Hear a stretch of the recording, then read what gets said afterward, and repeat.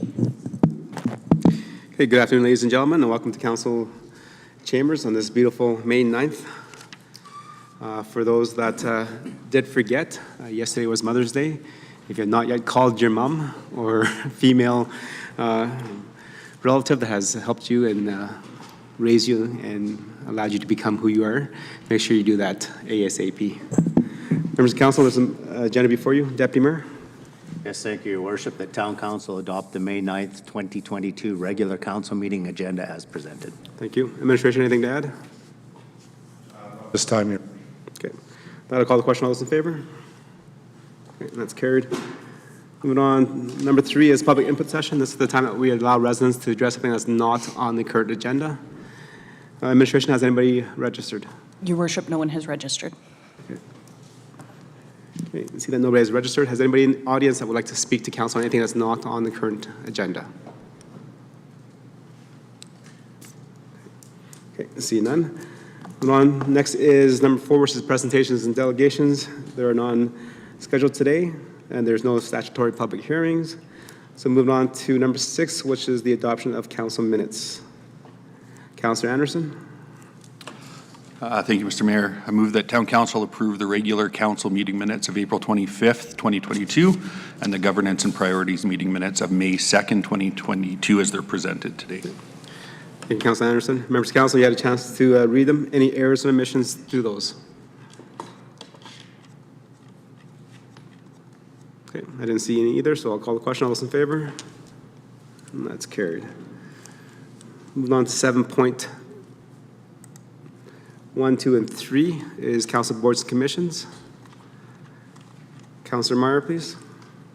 Yes, thank you, Your Worship. The Town Council received the council boards and committee minutes for information. Okay, thank you. So members of council, they are the GCC of February 22nd, the Stony Plain Library of March 16th, and the Reading Housing Foundation of March 24th. Any questions, comments regarding those?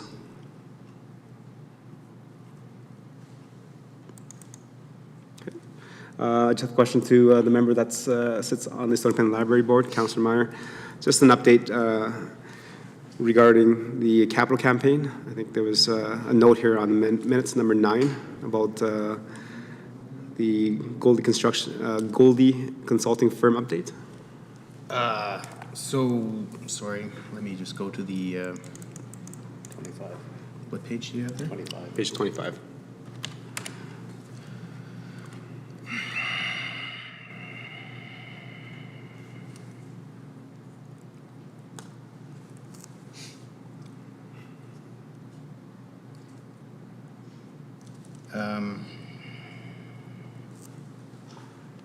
So we did have a representative from BNP Goldie come out to a meeting after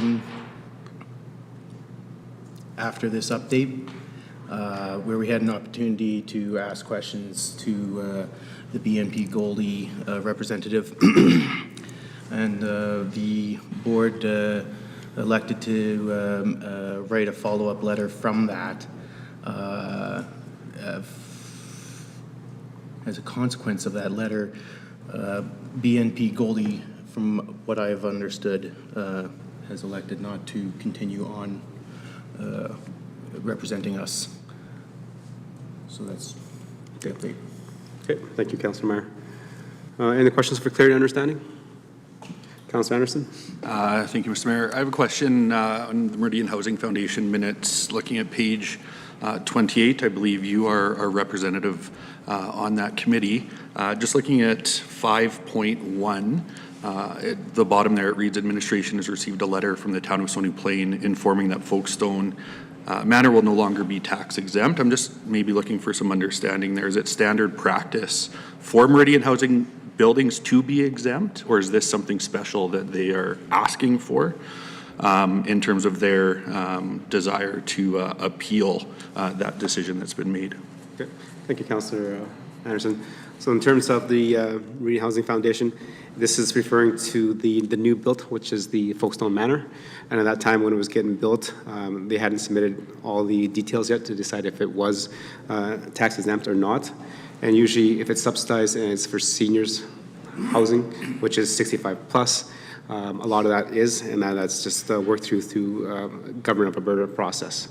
Since this project is also 55 plus, so therefore it doesn't meet that criteria, and is also not 100% subsidized. It's at market, and then there's different levels at market. So it's affordable, but it's not subsidized, and it's also 55 plus instead of 65 plus. Therefore, there's two criteria that did not meet those criteria, and that's why our staff no longer decided to allow that project to be tax exempt. Appreciate the clarification. Thank you. Any other questions for clarity, understanding? Okay. I have a question to the members that sit on the GCC, and I'm just asking a question regarding the microsite refresh. If a member can provide that update. Yeah. Councilor Laurie. Thank you, Your Worship. Basically, our choosestonyplain.com website was going through a refresh prior to the attendance of the ICSC conference by yourself, members of the GCC, and members of our administration. So there was I believe, a page added for the ICSC with some information on it, as well as there's going to be continual work. I believe the ETA was approximately, I want to say it was a year for a full refresh of it. I'd look to administration if there's any additional comments that we can add on that, but I believe there was going to be some work done on the entire site. It just started with the ICSC project. Your Worship, I don't believe I would have much to add to that. I think that basically sums it up. Thank you.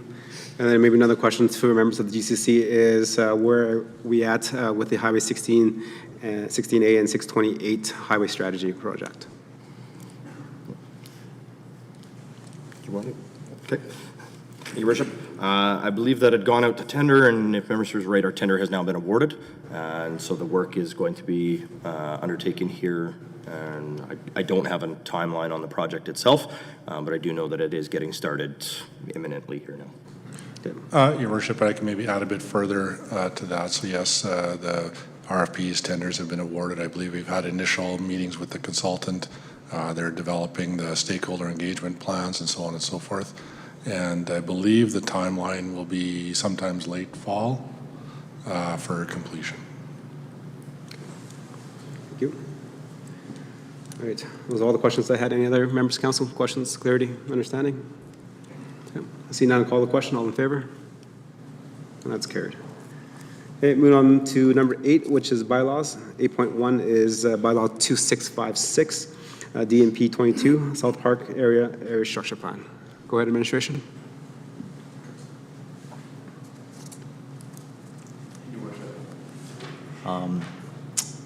I have Emma Zerwell here. She's our planning intern. She's been with the town for about 1 year and 3/4 now. She ends her internship here in September. We've enjoyed her presence, and she's been the lead for this project. So she'll be giving the presentation tonight. So I'll pass it over to her. Thank you.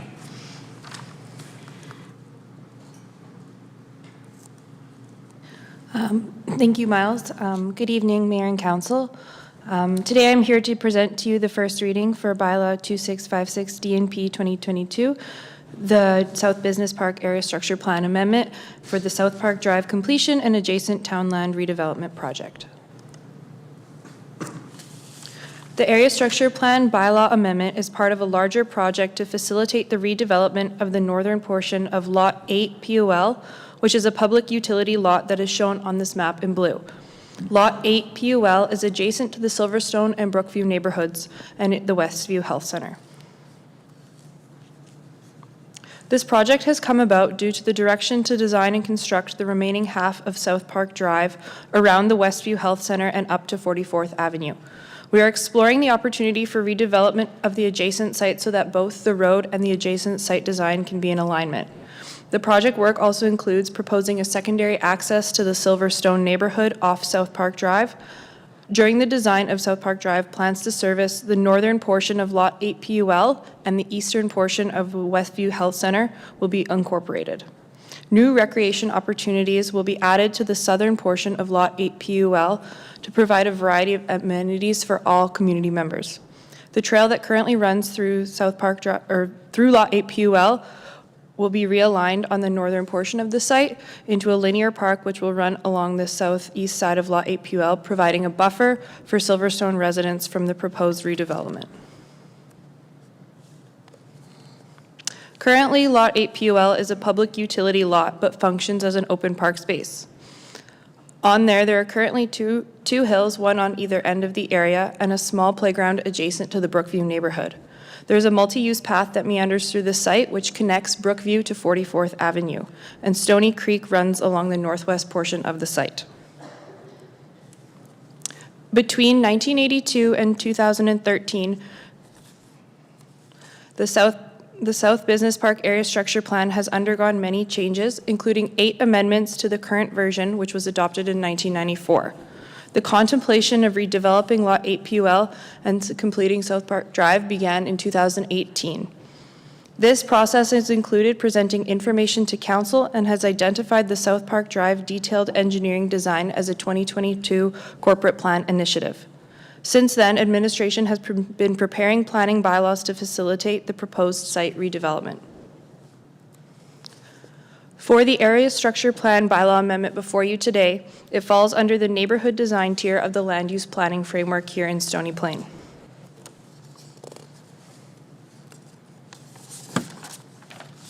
As previously mentioned, the most recent South Business Park Area Structure Plan was adopted in 1994 and has been amended 8 times since then. In 1994, the approximate lands of Lot 8 PUL, which are shown here in blue, were designated for residential and open space for a future school site. In 2004, for the third land use amendment, the concept map was amended to designate Lot 8 PUL for stormwater management, as a series of stormwater ponds were proposed to handle the stormwater in the area. In 2012, after the storm pond to the north of Lot 8 PUL was constructed, it was determined that the storm pond to the north was sufficient to handle all the stormwater in the area. The specifics of the stormwater ponds were removed from Lot 8 PUL on the concept map. However, the utility function of the site has remained to this day. For the proposed area structure plan in front of you today, the update is twofold. Administration is recommending that the area shown on the middle of the land use concept map be redesignated to high-density residential to facilitate the redevelopment of the northern portion of the site. This includes the realignment of the trail adjacent to Silverstone neighborhood as well. The other part of the update is a modernization of the current ASP and its amendments. Administration is recommending to repeal and replace the existing ASP and its amendments to adopt the proposed plan, which synthesizes all of the previous amendment into one cohesive document, including updated color maps. Administration has provided 2 opportunities for public participation, both an in-person house and an online survey. The open house was well attended, as we had around 100 attendees drop by throughout the night. At the open house, we also had paper copies of the online survey for attendees to fill out, and the online survey launched on the day of the open house and ran until April 22nd. We had a total of 9 questions, with 7 of them being Likert scale and 2 short answer, one about the future recreation opportunities for the southern portion of the site, and an opportunity for residents to provide additional comments. In total, we received 256 survey responses, with 98 responses to the additional comments section.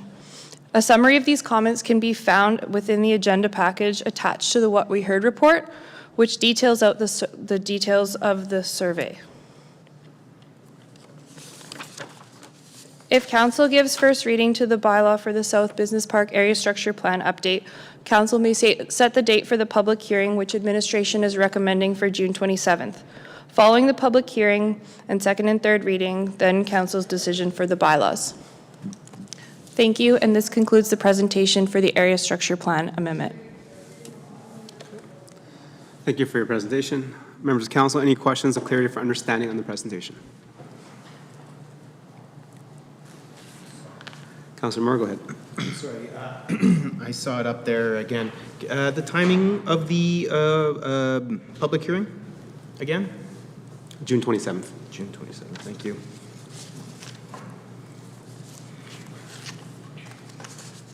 Okay. Councilor Laurie? Thank you, Your Worship.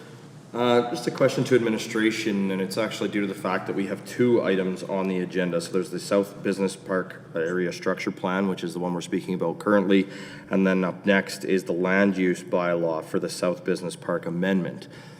Can I get an explanation from administration why we have the two separate items?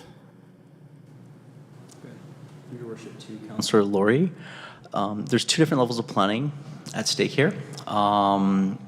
If you recall, the land use planning framework in Stony Plain, this one here is in the middle level or the third tier, which is kind of the neighborhood planning.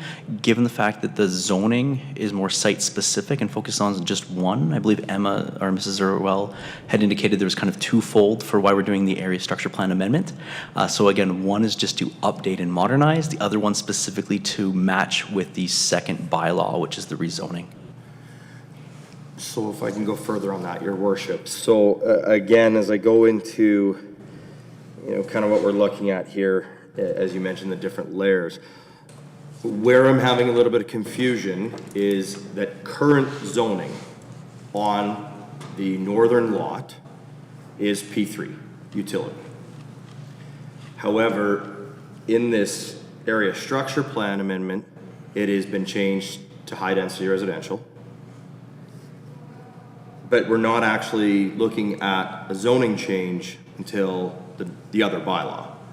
So I'm just curious if this area structure plan is coming forward as essentially a refresh of the information we already have, current zoning approvals, etc.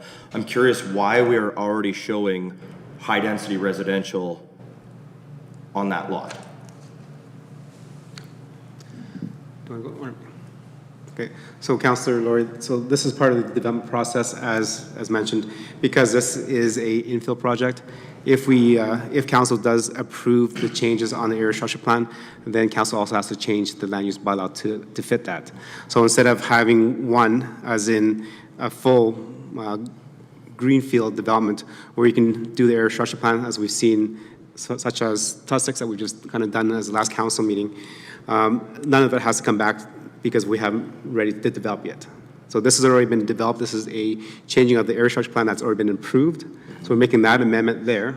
And if that succeeds or pass or does not succeed, determines what happens with 8.2. So if we go to first reading on both of these, then we will deal with the public hearing on the 27th. And if that fails, then automatically 8.2 gets pulled, so we don't have to deal with it. So this is just advertising at the same time. So you're kind of multiplying and doing two processes at the same time to make things a little more speedier. Perfect. Thank you. So then I've got another question, if I may, Your Worship. Go ahead. So through you to administration. So based on the feedback that was provided at the public information sessions, based on the feedback that was provided in surveys, etc., I'm just wondering if administration made any consideration to a change from the proposal of high-density residential, or R8, as we're going to discuss in the next item. And if not, why not? And is it common practice then to bring it forward the way it was initially presented with the feedback, rather than to bring it forward with the feedback contemplated and changes made as such? Your Worship, I can comment on that or provide some, I guess, clarity or perspective. So I guess the short answer is that we do hear, we do listen, we do provide that feedback directly to council, and in this format. There's still a public hearing to come. So it's brought in as it was originally contemplated. And it was originally contemplated, I think, there was a slide earlier about council direction on the redevelopment of the area. So what we've done is taken that information, supplied it to council as part of your decision-making process, but not strayed from the direction that was provided previously from council. Anything else? Yeah, just one further then, Your Worship. So in relation to the area structure plan and the subdivision of the lot, we understand right now the 8 PUL, that is one singular lot all the way from the northern boundary of 44th Avenue to the southern boundary of the CN rail line. Part of my understanding is that in order for the appropriate completion of the road and the potential connection to the Silverstone subdivision, that regardless of the zoning of those lots, there would need to be a subdivision completed of that lot. Can you explain then at which part of this process that subdivision of that lot is contemplated? To Councillor Laurie, the subdivision would follow after the redistricting. Very common practice. We start at the neighborhood planning, then the zoning, and then get down to the subdivision. Excellent. Thank you. Not for clarity, thank you. Any other questions for clarity, understanding? Let's wait one question here. In the presentation, I mentioned that this area has been zoned since 1994. And in terms of South Park Drive, has that been penciled in as the South Park Drive extension around to 44th since that time, or when was that added?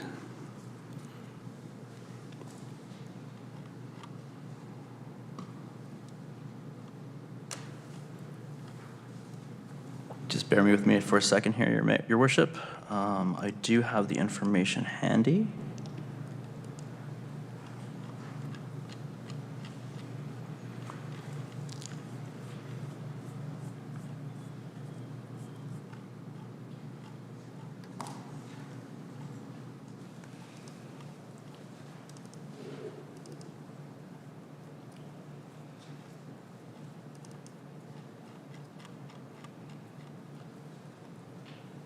The 1994 did not, so the 1982 did not have it as part of the plan. So it was adopted later on. I'm just scrolling through here to find out if it was in the 94. 2004 shows it.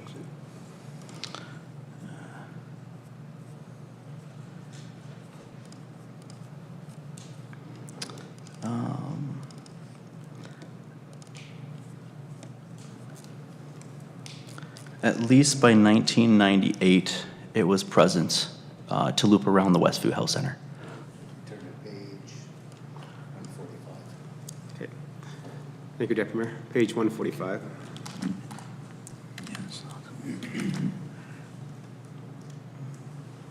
Yeah, so in 1994, the ASB adoption already shows the connector road.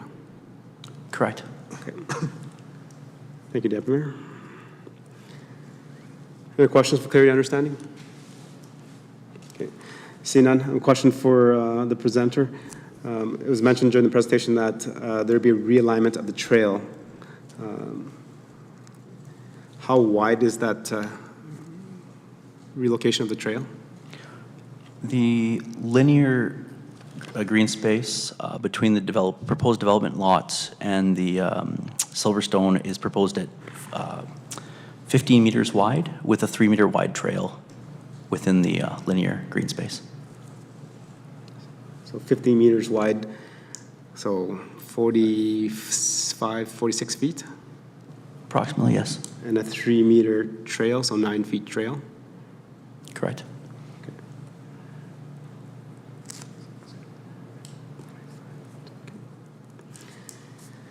Thank you. Any other questions for clarity, understanding? See none. Deputy Mayor, if we have you make the first motion, please. Yes, thank you, Your Worship.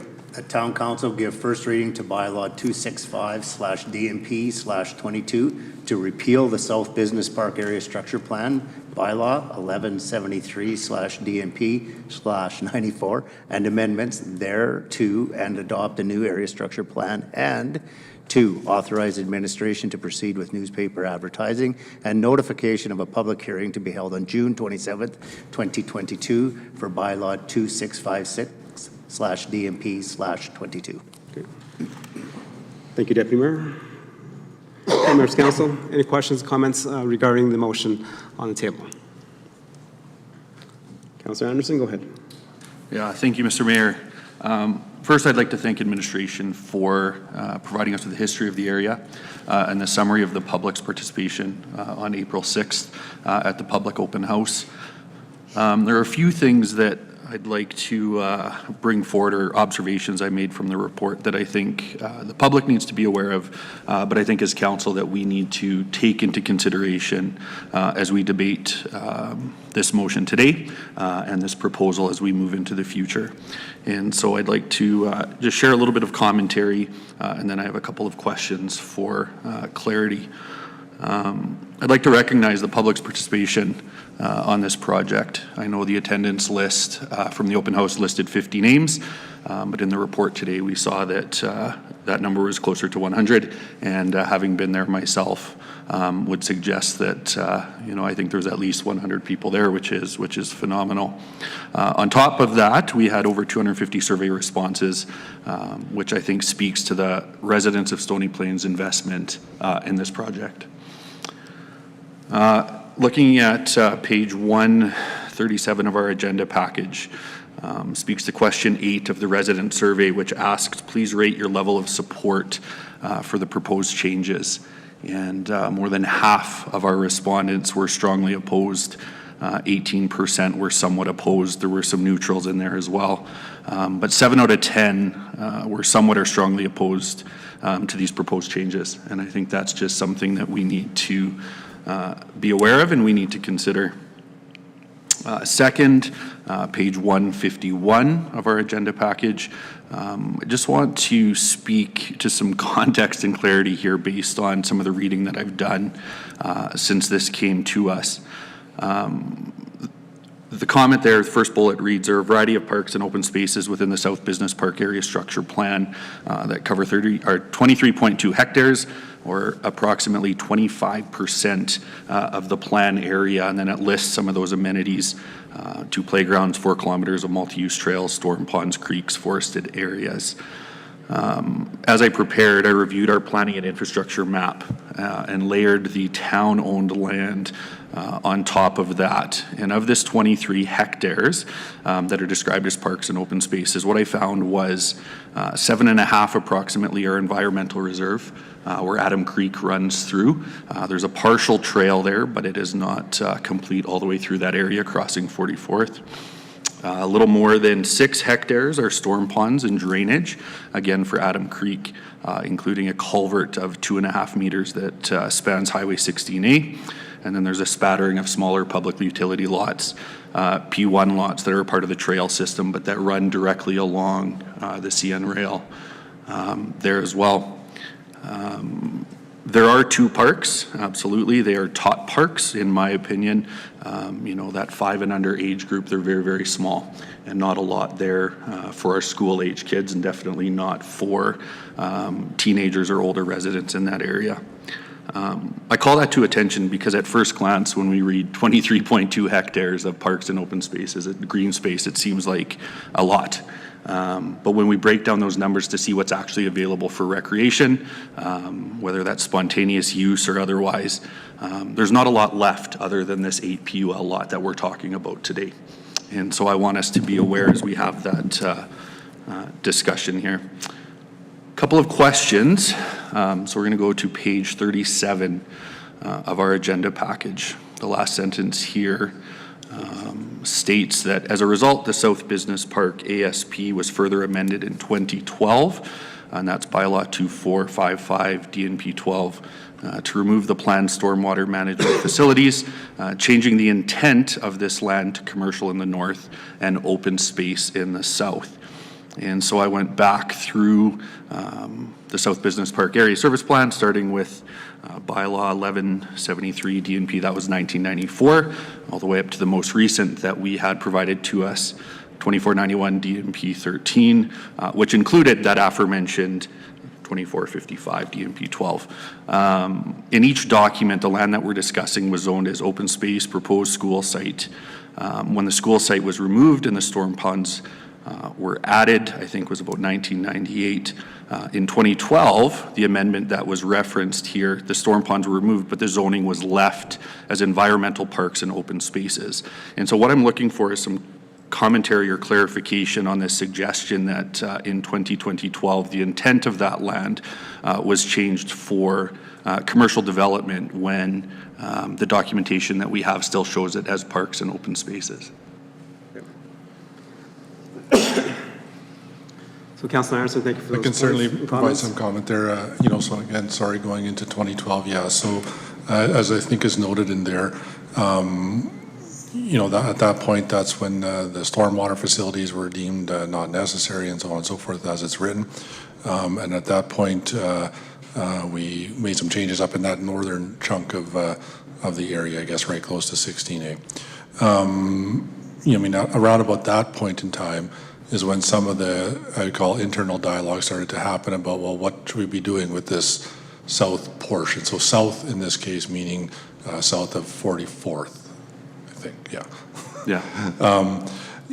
So where do we go from here is what I recall for, I would say, that 2012 to maybe 2015 sort of time frame. And Your Worship, so I think if the question is what are we referring to there, or what is being referred to? I believe at the time in 2012, the reference was to the area north of 44th. And as time moved along, just internal dialogues were, what about this area? What do we want to do or see or carry forward? I'll stop there, Your Worship. I'm not sure if I spoke directly to the question, but I'll just stop there, and if there's follow-up. So I'll maybe ask a question for clarification then. The wording that was here refers to north and south, changing the intent of the land when it went from stormwater in 2012. What we're talking about in this proposal is north and south of Lot 8 PUL. From my understanding, through you, Mr. Mayor, to administration, it sounds like you're speaking about the north of 44th and south of 44th. And so maybe you can clarify that when this reads that land was intended for commercial in the north and open in the south. We're not specifically referring to 8 PUL. We're talking about the South Business Plan on a larger scale. Would that be true? Okay, so Councilor Anderson, I'll speak to that because I was the mayor at the time and still am mayor. So in terms of in 2012, when I was elected, if you can look at page 145. So through the process of building the storm pond and looking at all the criteria, what was required to manage the storm of all this area that is currently known as South Park Business Area. Okay. At that time, it was determined that the current storm pond that we built as an oversize was able to handle all the storm water. So instead of having a string of 5 storm ponds, the idea was to just use that one and then consolidate the other lands for further use. So there was the 2 storm ponds that were just off 16A were at that time rezoned and designated as commercial, of highway commercial, which was then added to the lots and then subsequently sold and then developed out. The further, the lot PLU 8 that from 2004 was also considered that the northern part, because of its access to an arterial road or a collective road on 44th, would be commercial. At that time, council would talk about being commercial, and then the southern part would be for open rec or some kind of rec amenity facility for this area. Okay. When in 2012, when we were having that conversation amongst council, there was no appetite to rezone it at that time because we knew that the South Park extension would have to be dealt later. So instead of having to do that and designing the design of the roadway, because we were not ready to build at that time, we chose just to leave it as is. Right? Hence, now it is 10 years later, the money that we borrowed and we debenture borrowed to complete 28th Street and subdivide that is coming close to being finished, finishing paid off. Therefore, as we continue to develop and grow a community, it is now the opportunity time to talk about the connection of South Park Drive. And that's why we're having this conversation. I think it was last year, council passed the motion and we directed administration to look for what was the best use of that northern portion and then bring it back to council. And that was the direction. Okay, with that, can you maybe clarify for me? It was my understanding in the package that council's direction was to pursue rezoning it as R8 or commercial development, not to consider the best use of that land. So can you clarify for me what the direction of council was at that time? So the first motion was to direct administration to come back with a recommendation for what the best use of the land was. That report came back, and then the report said the best use is for R8, and that was the motion that was passed by council. Perfect. Thank you for that clarification. So with that being said, the first mention of 8 PUL becoming commercial or R8 in terms of the zoning came in 2021 when that came back to council. Is that correct? As an R8, yes. Okay, thank you for that. One of the comments that I've heard from a number of residents since the open house was the comment of buyer beware. And in exploring that further, it was a comment that had been made, I'm not sure by who, but through the open house process of, well, it's town land, so we can do what we want. If you wanted green space in your backyard, you should have done that due diligence prior to purchasing in that area. But everything that I can see in terms of our area service plans, our dialogue here tonight, is the first mention of that becoming anything other than parks and open spaces was in 2021. And we know that that subdivision has existed long before that. And so I think we need to be careful in our communication with the public that, this is, or was zoned as school, utility, parks and open spaces up until 2021. And so, there wasn't anything for them to find in terms of this buyer beware prior to that point. Moving on, my second question, looking at page 150 of our agenda package, it suggested that the sale and development of this north portion of 8 PUL will help pay for the South Park Drive extension so that we're not relying on our tax base to pay a debenture there. I think fiscal responsibility is expected of us by the community, and it's our responsibility to ensure that we use tax dollars wisely. My question, though, to administration through you, Mr. Mayor, is if you could elaborate on other funding options that were considered prior to choosing to sell and develop this lot. Or are there other options available? Right. So there's definitely other options. Again, this is what we are considered as kind of the most efficient use of town lands and tax base. Yeah, Your Worship, I can certainly add a little bit further or speak to that. So, without question, council has numerous different funding options available to them, whether that's tax funded, debenture funded, which is essentially tax funded, grants and so on and so forth. So there are other options, certainly. Again, I would just go back to the direction, the understanding, the perspective was to view this as a redevelopment area and a redevelopment project. And so that triggered market appraisals and so on and estimates. And again, over time those can change and so on. But certainly at the time, those are the numbers we received from market appraisals. And as for highest best use, which is a bit of an appraisal term or a development term about to maximize the value of the land, so to speak.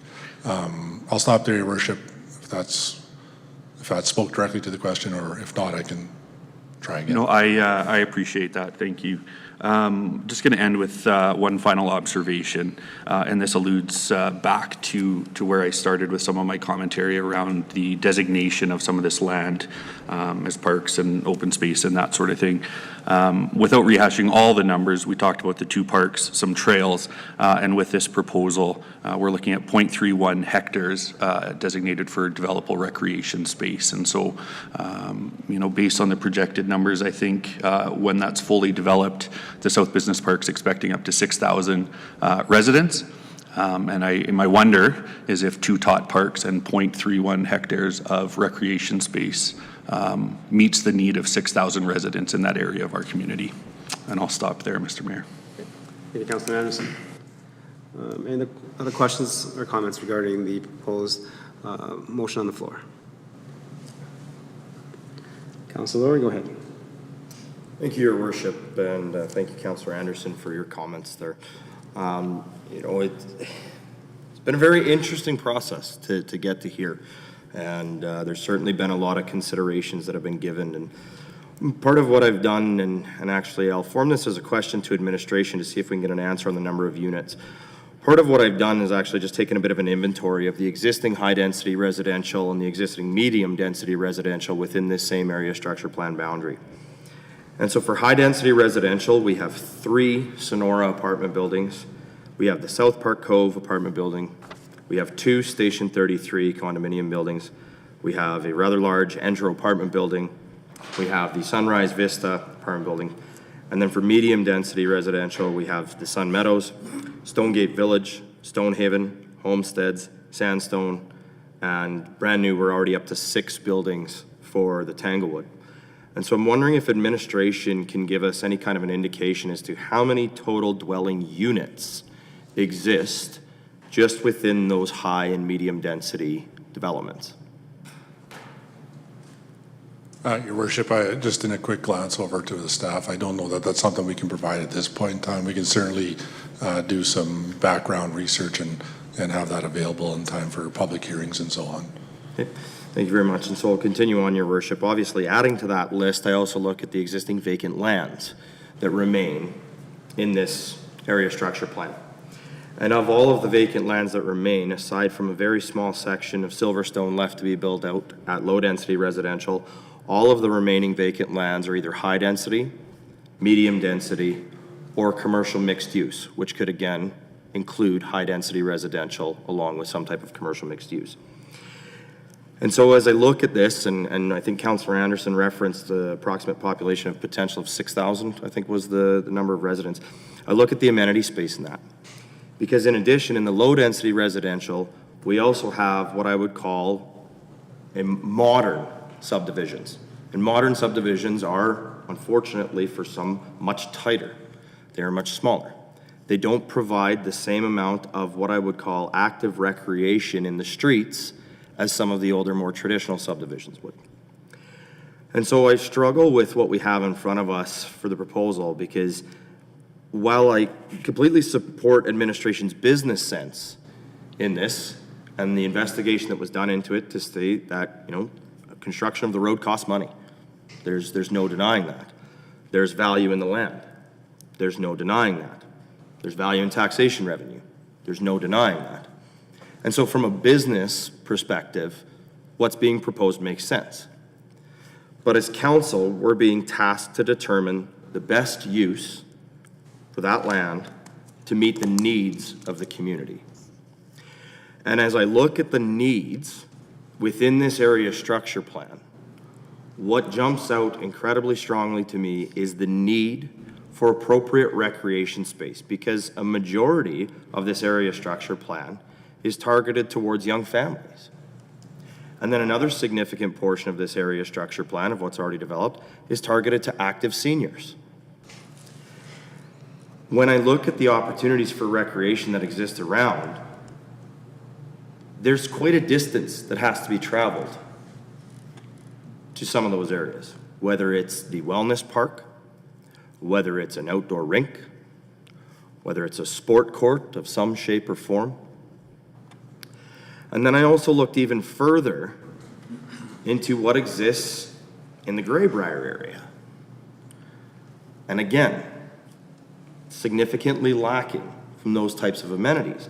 But one key project that we have talked about is the connection between the Greybrier and the Silverstone area, or this entire area structure plan, by a secondary pedestrian access tunnel, which is another project that we're working on. And so when I look at the use, the land use that's being proposed, I can't help but wonder if there's not a better community use. And if the construction of a community amenity in that location would actually lead to the facilitation of development of the vacant lands, which would then increase taxation revenue, which would then provide us with financial support for the work that needs to be done in respect to roadways. So I wanted to provide those comments in the context right now. Again, I do fully support the completion of South Park Drive. I do fully support the completion of a connection to the Silverstone subdivision for many reasons. I do support admin coming forward with the business case in the way that they have now, because it is a fiscal responsible option. But I do support our residents' need for amenities. We tout that we have a small town feel, and part of that small town feel is that people have activities that they can do in an accessible location from their chosen place of residence. And I think Councillor Anderson hit the nail on the head when he discussed about the 25% of the area structure plan. Much of that 25% is not suitable for what I would call recreation purposes. Although the entire forested area along the Adam Creek is beautiful, it's not necessarily accessible. And so those are my comments. Those are where I lay this evening, Your Worship. I really would have liked to have seen a contemplation of some other potential uses prior to first reading.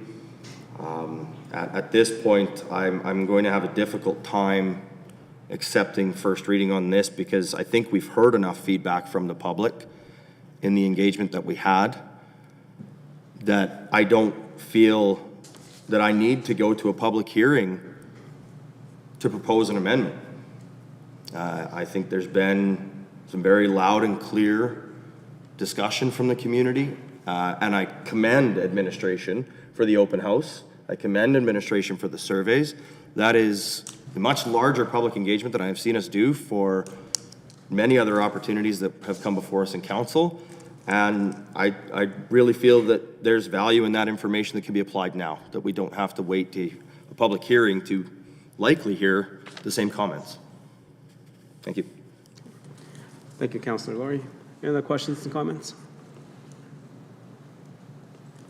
Councillor Fletchko, Deputy Mayor, go ahead. Thank you, Your Worship, and through to administration. Great proposals that I've seen come through on a number of occasions. This one kind of somewhat disappoints me, as the discussion has been tonight. The one that comes to mind is facilities for our people within our community to draw people to the community. This area is underdeveloped by the commercial side of it, the high density side of it, and yet we're looking to move forward on more high density. So my one question is, when we look at this area comparative to all the other areas in the community, and this has been the center of topic from Councillor Anderson and Councillor Laurie, is how many green spaces do we have for each of our residents in every one of the areas? And when I ask that question, I'm thinking of Willow Park. I'm thinking of Meridian Heights, all of the areas. So if there is 500 people in that area and there's 2 parks that suffice that, how in proportion to this area do we meet the same needs for all of our community? When we sit up here as council members, we've been elected to serve the residents of the community fairly and equally. And I'm just wondering how this area would be met both fairly and equally for the people of that area. Your Worship, I can maybe provide some commentary there. But I think first, just to address the direct question, I don't believe, at this point in time, we can comment on I'm assuming a bit of a per hectare open space per capita for different neighborhoods. I believe that was sort of the question. We can maybe put some time and effort into that over the course of the next little bit before a public hearing and come up with something. I'm not sure. I see some nods from staff over there. So I think we could probably provide some metric in relation. So I'll stop there on that particular side of it. And I believe then the next question was maybe a little bit of a broader question, or I took it a bit broader as to type of development and area in relation to other neighborhoods, so to speak. I'm just going to stop there if that's reasonably on track. Okay, thank you, Councillor Pletchko, and through your worship. I think what I will say, and I will just put this in as a bit of a general commentary. I think there are differences in neighborhoods, in reality, and in planning. we do have neighborhoods in, and I'll say quote unquote neighborhoods. So I heard Willow Park or High Park or West Era or so on and so forth, that are, maybe bordered or enclosed by very defined roadways or highways, so to speak. And they're much more enclosed and they're much more,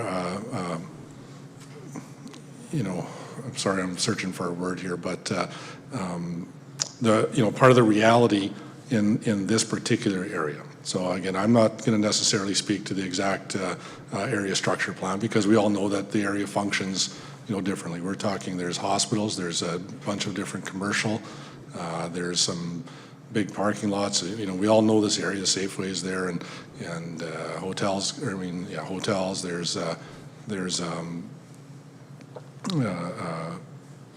drive-through commercial. There's all kinds of stuff. If you go back, I think even Councillor Laurie extended the conversation out to Veterans Boulevard. So there's quite a mix of use in all of that particular area.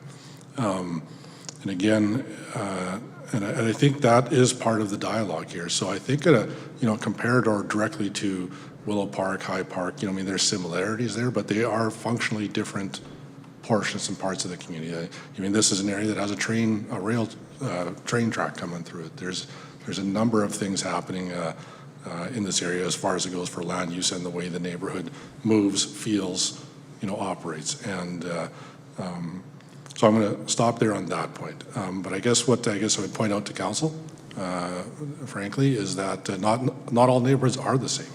Some are different, some have more, some have less. We can find a metric, and give you a base number metric, but it's often more than that. And specifically, this is a developing neighborhood.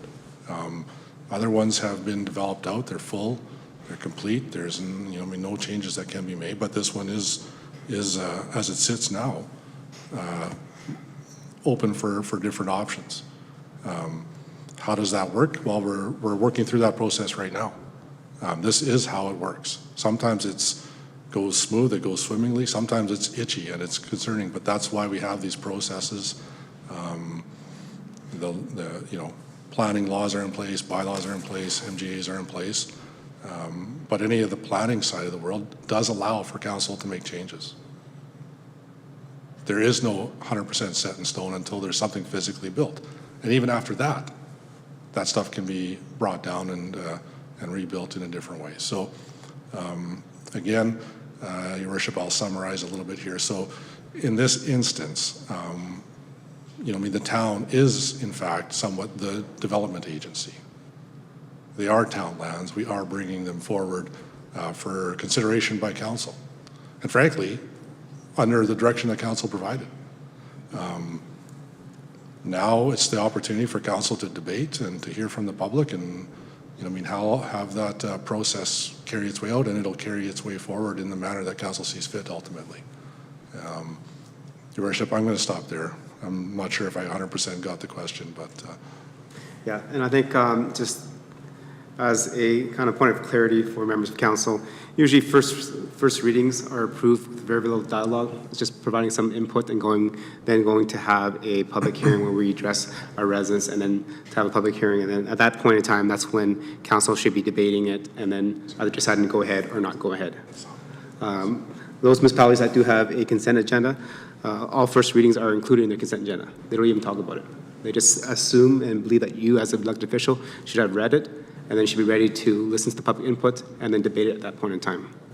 So for us to have a open house and then also now having the conversation at first reading and then another, hopefully if it goes through, then we have another conversation piece, a public hearing before second and third reading. If not, then we vote it down. I think there's some conversations about what it could be. 100%. You know what? I'm not too keen on the R8 as well. As I mentioned to members of council, I was the mayor when we revisited this and we changed what it was zoned for and the intent of those two lots. In 2012, the intent was to have that northern part of the 8PL to be commercial and the southern part to be rec. But when the motion came forward to direct administration to find what they thought was the best use of that land, they came back R8.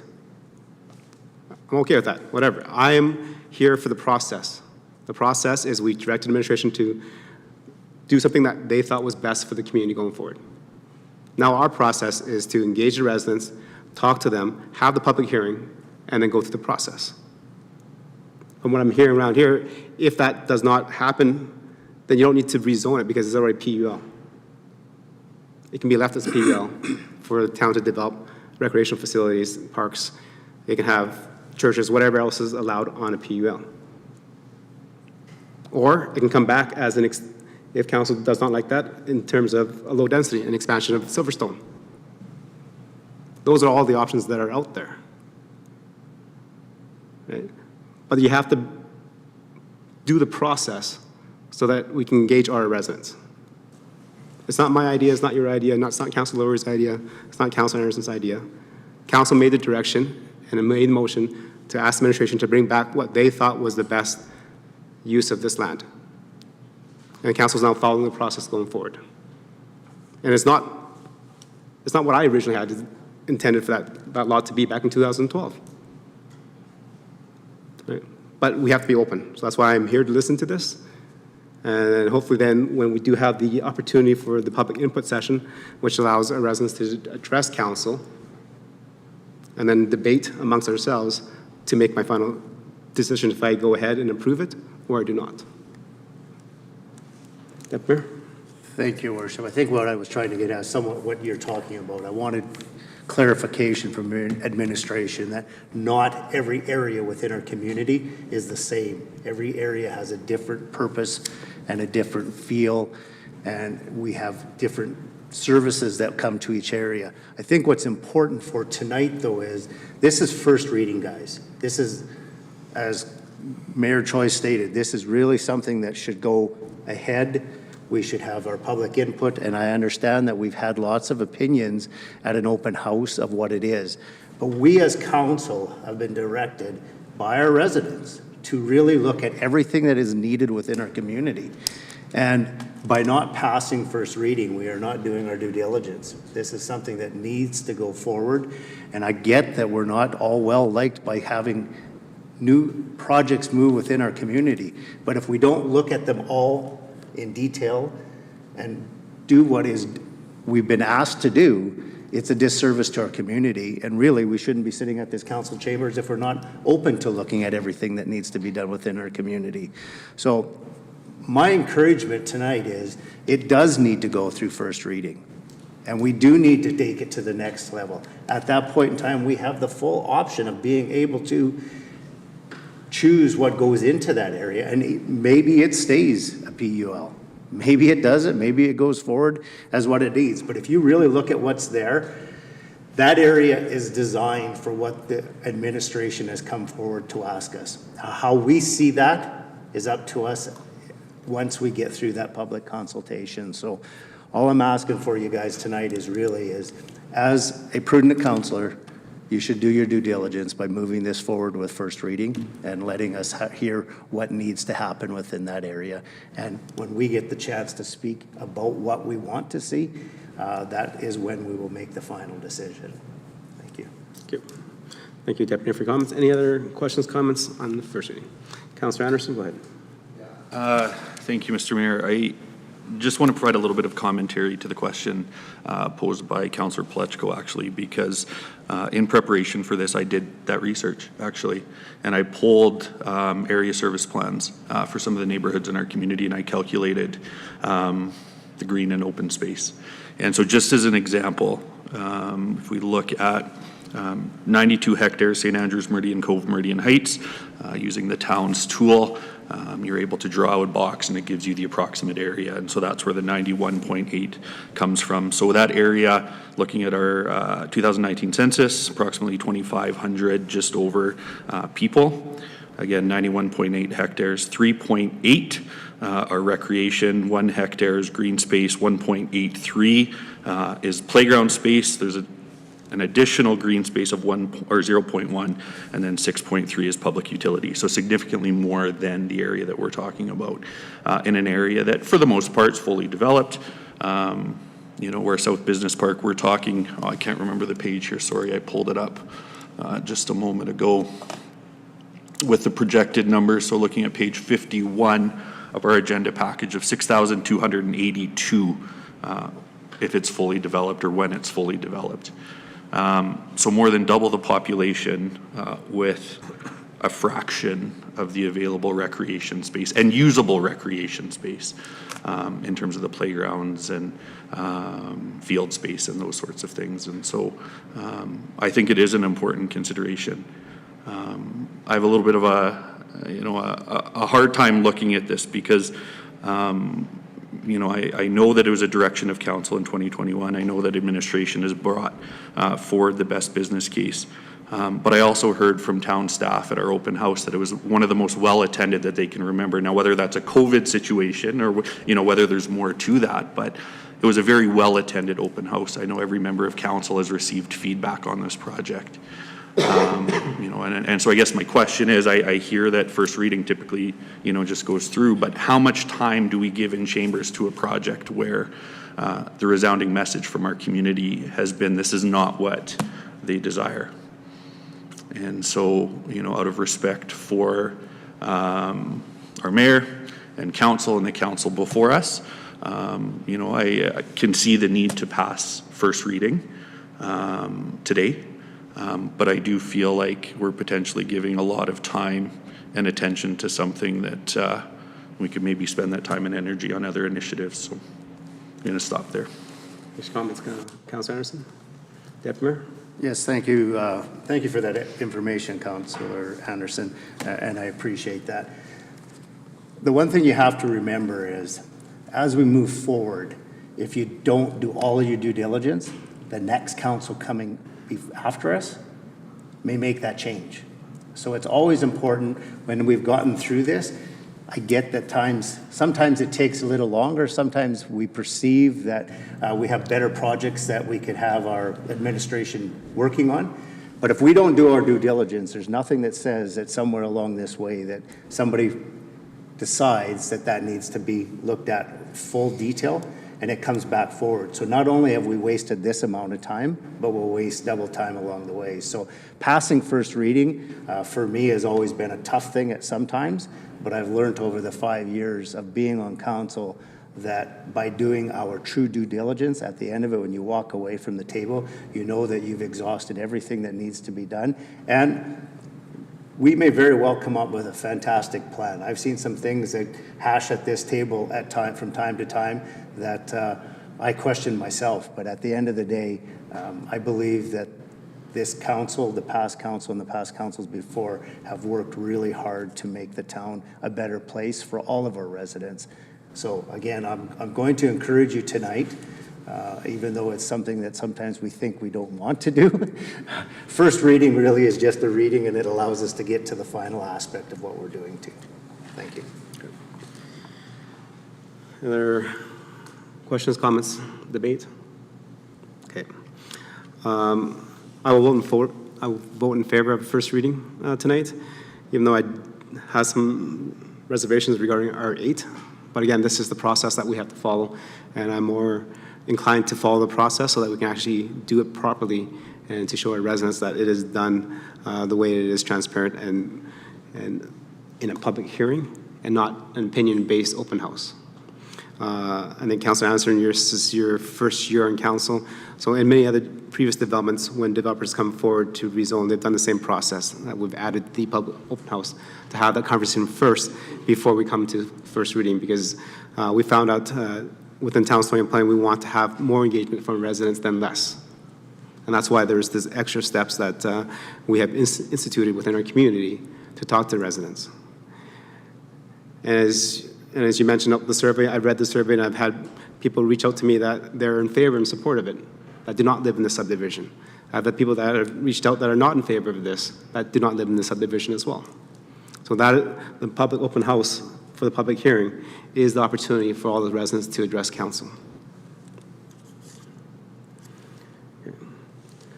Who was it? Deputy Mayor, you made the motion. Any comments? No, I think I've made most of my comments throughout the evening. Thank you. Okay, thank you. I'll call the question. All those in favor? Okay.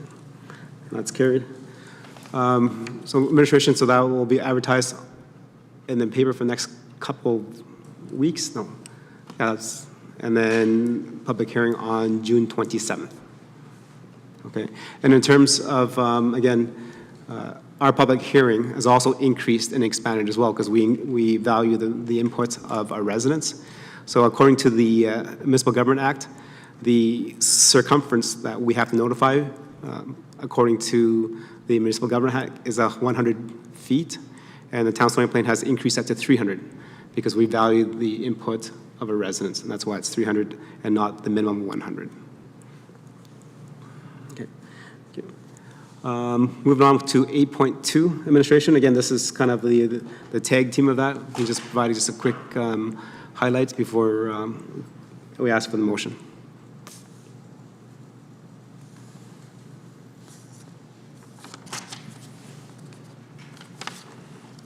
That's wrong. Good. Again, thank you, Your Worship. Our planning intern, Emma Zerlo, will give the presentation for the land use bylaw amendment. Thank you. Thank you, Miles. Good evening, Mayor and Council again. As previously discussed, I'm here to present to you the land use bylaw amendment for the South Park Drive completion and adjacent town land redevelopment project. Quick project recap. This is the land use bylaw amendment to facilitate the redevelopment of the northern portion of Law 8 PUL. In the land use planning framework in Stony Plain, the land use bylaw amendment falls under the fourth tier, which is the land development tier. So this map details out the proposed, the specifics of the proposed redistricting. Currently, the entire site is districted as P3 utility district. The proposed redistricting would change the northern portion of the site to the R8 high-density residential district in brown and the P1 Parks district in green, and adding a road right-of-way dedication that will bisect the site connecting Silverstone to South Park Drive. The redistricting is to facilitate a mixed-use residential development with opportunities for ground floor commercial and a linear park running between the proposed development and the Silverstone neighborhood. If council gives first reading to the land use bylaw amendment, administration is recommending that the public hearing will also be on June 27th, and then following that will be second and third reading. Thank you. This concludes the land use bylaw amendment portion of the presentation. Okay. Thank you. Members of council, any questions for clarity and understanding? Councillor Laurie, go ahead. Thank you, Your Worship. Two key questions here, and the first kind of goes back and forth. I wasn't sure which one to ask it under. There was some discussion around the development of the connection of Silverstone to South Park Drive as it wraps around. Obviously, we had some changes to our land use bylaw and what's allowed in construction under R2, which is the current zoning of the remainder of the Silverstone subdivision. Do the changes to the land use bylaw that we had impact in any way, shape, or form the requirement of the developer to construct the road that would connect Silverstone to the extension of South Park Drive? Through your worship to Councillor Laurie, not specifically. Again, the changes are to the individual regulations within each district, but those districts did not change. And the subdivision approvals that have already been granted are still valid despite those changes to the land use bylaw. So for clarification, because of the lot width changes in R2, that could potentially now allow them to produce more lots than were originally planned under the first subdivision plan. So even though there would be a potential increase in density because of maybe 2, 3, 4 more lots being available, that would not change the requirement. Through your worship to Councilor Laurie, that is correct. Again, each developer has the ability to develop it within the regulations as available at the time. So those approvals can be adjusted accordingly to the regulations as they're changed as well. Okay, excellent. And then my second question, in regards to the rezoning, the entire Lot 8 PUL is obviously initially outlined. And what we've heard on the history of this lot is that they were PUL. It was all PUL as it was supposed to be. The chain of storm management ponds was the last essentially identified use. When that wasn't required, they were left as PUL. We see the northern portion, which is now being rezoned to R8, MR or P1, and the road right away. But then there's no rezoning recommended for the southern portion. And it leaves me confused, because if our intention was to appropriately zone the land, is there an intended purpose of the southern lot to still be a public utility lot? I'm just trying to understand why this rezoning wouldn't include a zoning change of the southern lands to MR or P1. Through your worship to Councilor Laurie.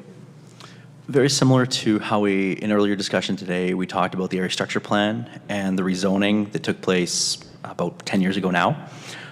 Any of the areas where a plan is not specifically intended to, we don't necessarily change the area structure plan or the zoning at that period of time.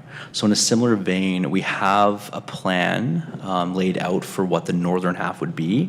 The southern half still hasn't necessarily had a redevelopment or even a development of it. It's sort of the way that it was left when the lands to the north were originally developed. In that case, we are not proposing anything explicit, because ultimately the PUL lot, the utility function there, there's still a creek that runs through the southern half. There's no plans to remove that creek there. So strictly speaking, a public utility lot districting is an ample district for the land as it currently exists. Again, if council so wishes to change that, that could be. There's nothing saying we can't do that. But right now, from an administration standpoint, it does make sense to continue the land, given there is a substantial creek area through there. And I think there's also some pipes that run through the area. So again, there is an underlying utility function with the southern portion of Lot PUL that will persist even with the plans to change some of the northern areas of the lot. Appreciate the explanation. I would have some concern on that, given seeing exactly what's occurring now in the change of developing, if you want to use that term, this potential land. I think many of the residents, particularly in the area, would be looking for some type of confirmation that there was a plan in place for the southern portion for that to remain as parks. So whether that means we would have to look at, creating a small swath of P3 along that creek to identify that as the utility, and having the remaining space be rezoned to P1 or MR. I think that it's going to be a prudent step that we're going to need to consider as we move forward in this. So I'd just like to put that in consideration now, so that potentially when this does come back to public hearing, maybe we could potentially have some maps or some considerations of that we get a visual indicator of what that may look like. That's all from you, Your Worship. Okay, thank you. So, Councilor Laurie, so I'm trying to understand. So you're looking at a better destination of the southern part of the land in terms of, so you're asking to plan the southern portion of the land so that the plan is for it to be parks, for it to be MR, for it to be designated as park space, rather than being designated as a PUL that we're being told is unplanned, which leaves uncertainty and unclarity in the eyes of the residents. Okay, thanks. And I think I heard you say R1 to P1 in your comments? Not R1. P1. P1. Yeah. P1 or MR. So, and this is why this gets cloudy, and, council wants to do everything all at once, and that's not a proper process. Because if you look at what P1 is allowed and what's permitted and what's discretionary, so a P1 allows for development of a campground cemetery, community garden, general accessory development, a park, a recreational facility. But also in discretionary uses, it also allows for artisan food establishment, artisan shops, allows for a bar, a community facility, outdoor eating establishment, a religious assembly, prefabricated structures assembly development, restaurant, retail, shopping container accessory development, and tourist information center. So again, as I would kind of agree with administration, until we actually have a plan, let's not rezone things that we don't really know what we're going to have later on. And under P3, if we leave it a public utility lot because we don't have nothing to do with it, the permitted uses are general accessory development, general government services, park, and then discretionary uses, earthwork, energy generating facility, outdoor storage, parking facility, prefabricated accessory, recreation facility, recycling depot, shipping container accessory, snow dump site, transfer station. So having council maybe discuss it and change it to P1 actually allows some more commercial development on that side than we were thinking about. So again, So, Your Worship, I ask then, why are we being asked to zone the trail section as P1? If that's as you're speaking, the intended use, why are we being asked to then rezone the 0.3 hectares to P1? My understanding would be that that would be to protect it as a park space. but because also we have, as they mentioned, through the proposal, they have a 15-meter strip there that they want, and they know what they want to do with it. So that's why they're asking us to zone it. There is no direction from council to do what with this yet. So you do one piece, and then the second piece comes forward if council decides to do a rec facility or adventure wall, whatever that was in the survey, then administration will come back again for zoning at that time. Is that correct? Generally put, Your Worship, that is correct.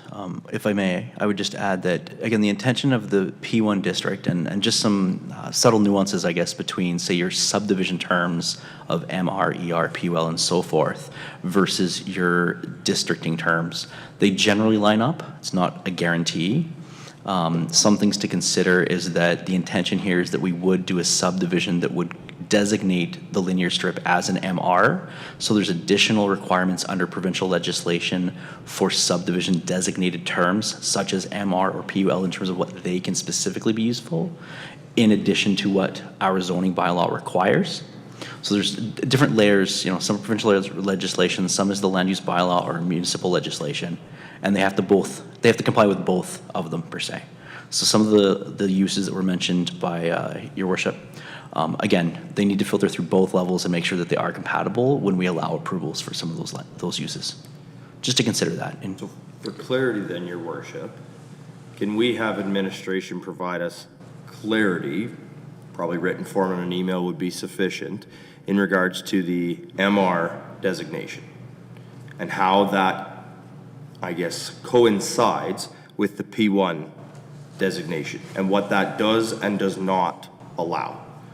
Because what I'm hearing from Mayor Choi is that P1 allows for all of these things, and then what I'm hearing from our manager of planning is that the layer of MR eliminates many of those things.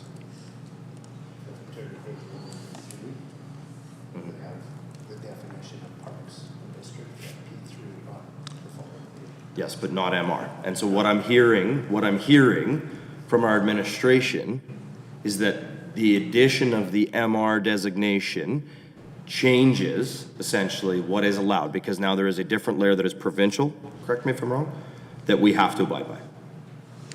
Through Your Worship, yes, there are. Again, a lot of the provincial legislation is interpreted through the municipalities, again, through the subdivision process, and what is permitted under, say, a development permit. So then looking for clarity, why would we rezone that trail section, that buffer section to P1? Why not leave it P3?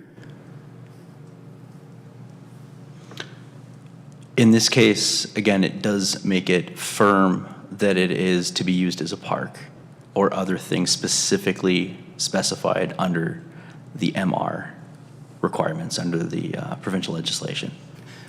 Again, it's not to say that it can't be used elsewhere. Again, there's some nuances here.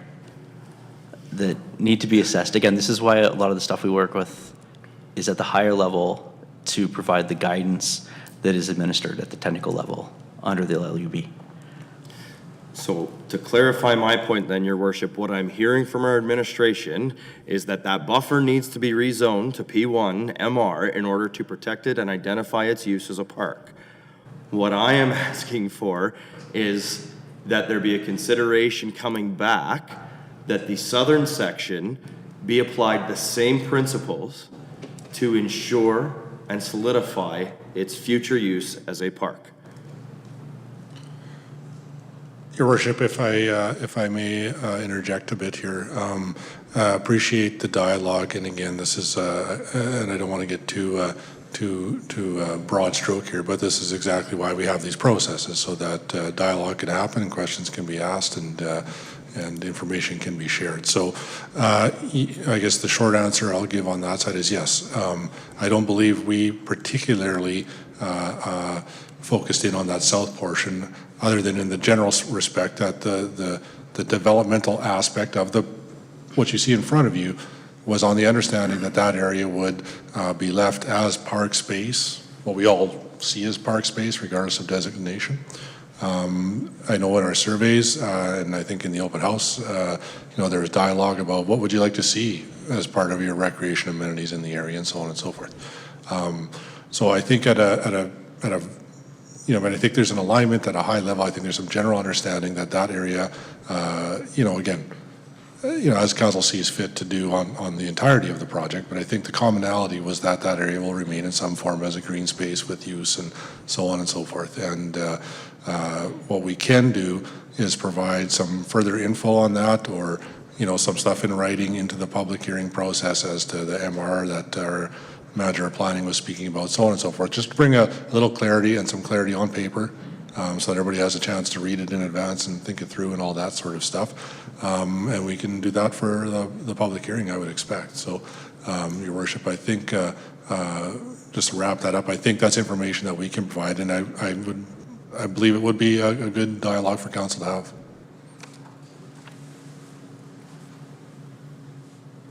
Thank you, Councilor Laurie. Any other questions, comments? Councilor Anderson, go ahead. Thank you, Mr. Mayor. I appreciate Councilor Laurie bringing this up, because as I read even our survey that went out to the public right now, page 155, it talks about future development is planned, commercial, residential north, upgraded recreation amenities in the south. But based on some of the discussion I've heard, leaving it open because we, quote, haven't decided what to do with it yet. I do think there needs to be some assurances there, and appreciates administration's willingness to do that for the public hearing, because the way that this was presented at the open house was in fact part of the plan. Not that we would continue to discuss what the zoning of that land would be, but that it would be for recreation purposes for that area. And so I think an assurance there is very, very important for the public. I do have a question for clarity, so through you, Mr. Mayor, to our administration. The comment of the stream is there running through the south lot. There's some underground utilities, et cetera, that are going to affect the development of that land. Can you maybe just give us an idea of how much of that land will be available for development as recreation, and if there are any limitations to that development as a result of the utilities that are currently in place? Your Worship, to Councillor Anderson, I do not have the specific number or percentage handy. Again, that's something we can calculate and bring back, or at least an estimate. Again, there's some, I'll say, nuances in terms of the creek, what the floodplain would be. The hill itself offers an opportunity for some recreational amenities, but also a hindrance for others. One of the, again, part of the conversation here, I guess, is that land has just been left as it was in 2012 with no specific plans for how it was to be further developed. So part of administration's exercise over the last several years has been to look at the northern half and how that area can be developed. The component of this work that involves exploring recreational opportunities is something that is relatively new within the overall project, and has been done in consideration, for example, of some of what we've heard from the residents, specifically at the open house, but even prior to that. So again, we can bring that back at the public hearing if it's so granted by council. Thank you. Just to follow that up, I appreciate the response there. Just a comment, a general comment even beyond this specific proposal that's before us. But, you know, what I hear is that we've put a lot of time and consideration into the development side of this, the commercial, the high-density residential. And I just have this sense that the recreation piece is a little bit of an afterthought. And when we're talking about over 6,000 residents in that area, 105 hectares, whatever it is, you know, in my conversation with residents of Stony Plain, in my conversations with members of council, you know, we pride ourselves in that small town feel, having access to recreation amenities. And I feel that it needs to become more of a priority for us in our development plans to make sure that we have allocated and dedicated you know, town land or areas for recreation purposes, as opposed to leaving it and saying, okay, well, what's left? Now let's develop that for recreation. And so just a general comment for us to consider. Thanks. Thank you, Councilor Anster, for his comments. Anything else? Actually, I do have the question because way back when we started talking about this in 2012, you know, that southern portion was, at council's vision at that time, was going to be recreational. So as listening to Councilor Anderson and Councilor Laurie speak, we can't rezone that at public hearing unless we advertise it as rezoning now. So if it comes up and we add that as a council to make that southern part a P1, then we would have to have another public hearing to go through that process. So is it okay that we make another motion to add that as changing that to a P3 to a P1 to have that at the same time? Your Worship, my understanding is that it's council's prerogative in terms of what has fully been opened in terms of the land use bylaw. So specifically before you is a rezoning for the R8 lot or a portion of the R8 lot. If council decides within its discretion that it believes that a fair hearing has been taken place for the balance of the site and wanted to expand it, I would believe that would be in the wishes or the jurisdiction, I guess, of council to make, unless I'm corrected here by one of my fellow administration members. But that would be my understanding, is that it would be up to council to make that discretion whether it would be possible or not. It is something that, you know, especially given all the work that has taken place for both components of this, both the north and the south, but more specifically on the north side, and a lot of the comments that have come out and the discussion even today, I think there would be some merit to that, but that is something I would leave for council to discuss, and I'd pass it over if there's any additional comments. Your Worship, again, this question I know comes up from time to time,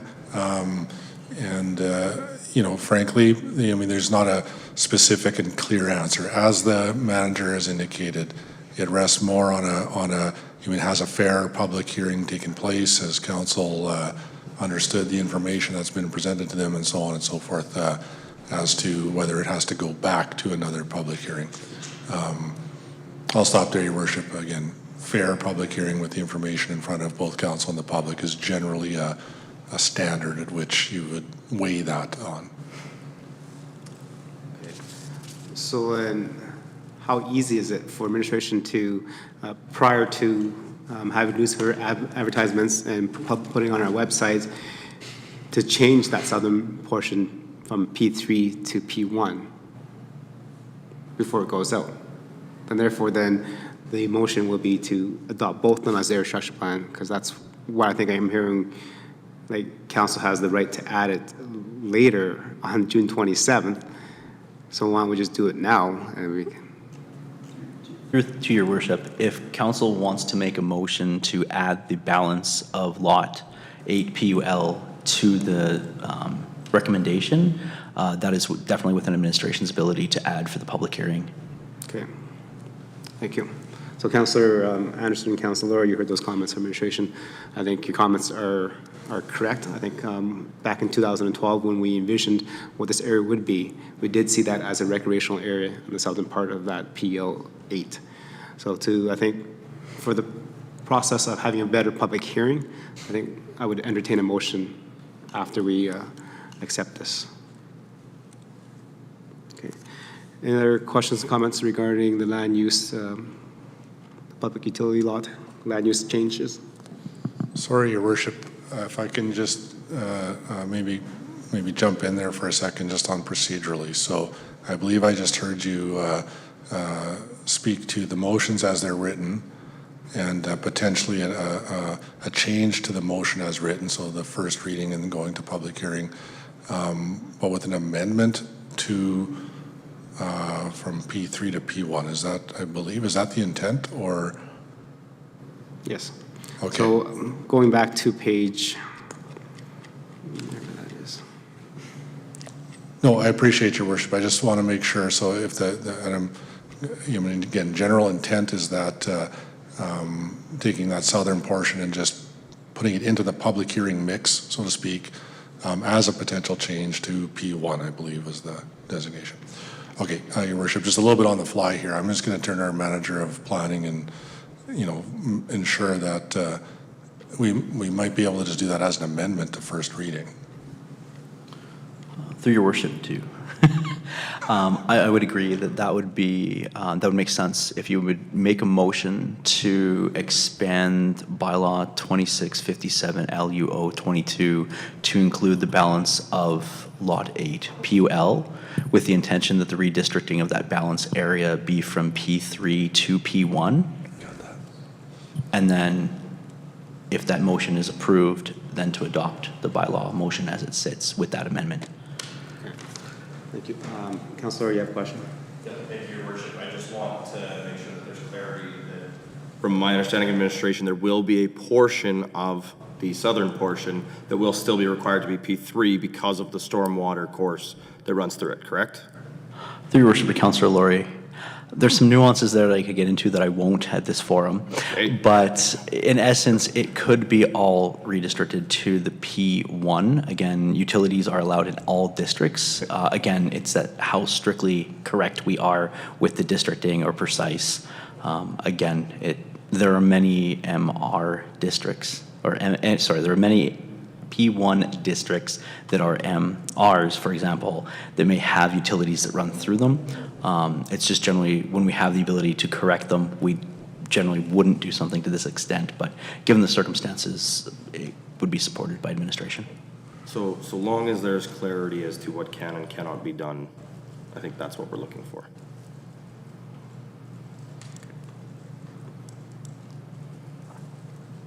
Any other questions, comments?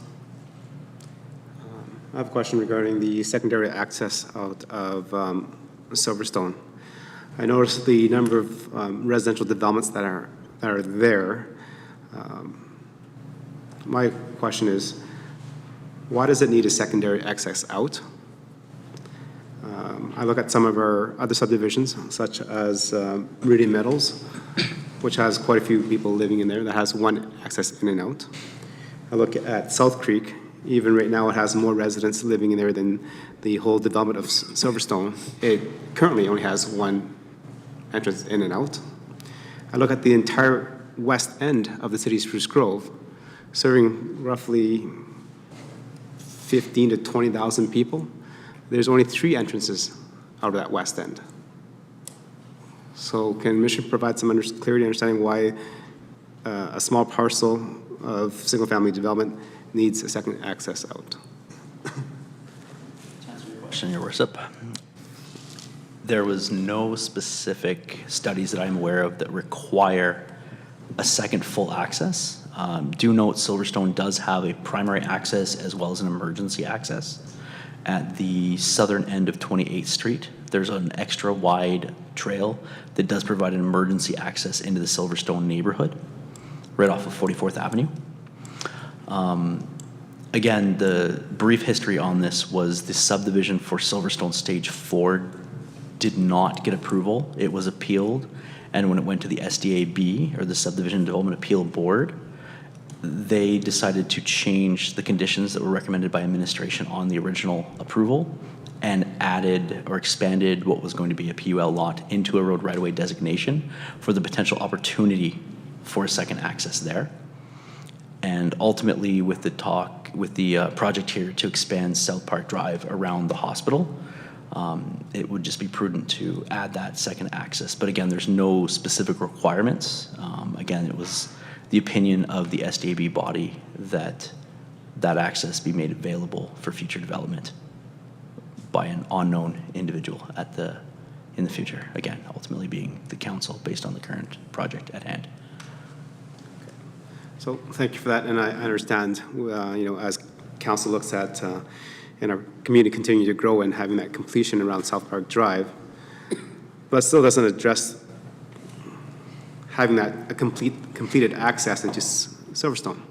Could it not be an emergency access where it bubs up and it's like one of those new roads now that are layered with bricks and grass grows through them, so it's a hard surface that it's an emergency access. So if fire needs to get in, there's a way to get in. If there's emergency that blocks off the entrance into Silverstone, there's a secondary access out, but it's not a full road where we have ample people going in and outside of this subdivision.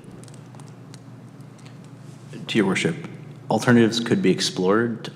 As it sits right now, the municipal development standards that the town's engineering department has have been used to design the current access as per our standards.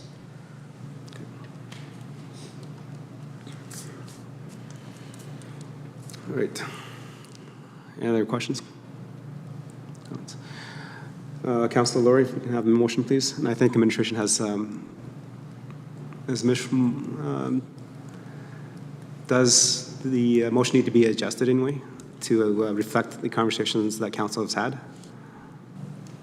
Or? Your worship, sorry, I was just checking in there. I'm not sure I caught the last comment you made there, but short answer is no, we don't have an amended motion written, to provide for you up on the screen if that was the request. Okay, how about this? I'll take the vote on this original motion after I accept a mover, and then we'll take a recess for administration staff to draft a second motion that comes after this before we deal with 8.3. Is that okay? We'll take the recess now before the vote. Because I think we also have to then kind of also amend 8.1 as well, because 8.1 is the area structure plan.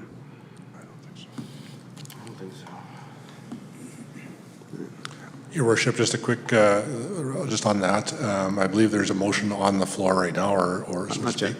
No? Not yet. I was just asking the question before I called. Okay, so should you wish to take a recess, that would be better placed before you take a motion as presented. So I'll just summarize, I think, what we're talking about here. So if council was to recess now, we would go away, we would get that motion drafted up relatively quickly, I would believe, your worship, and be able to present it to council. The notion there would be to go through what we have in front of us and the change to allow the southern lot, so to speak, the southern portion, as to be redistricted to P1, I believe is what we're talking about. Yes, I think so. Okay. Is that good? Okay, so with that, then I'll call a 10-minute recess, and then we'll come back and then we'll deal with the motion of 8.2. Okay, recess. Thanks, guys.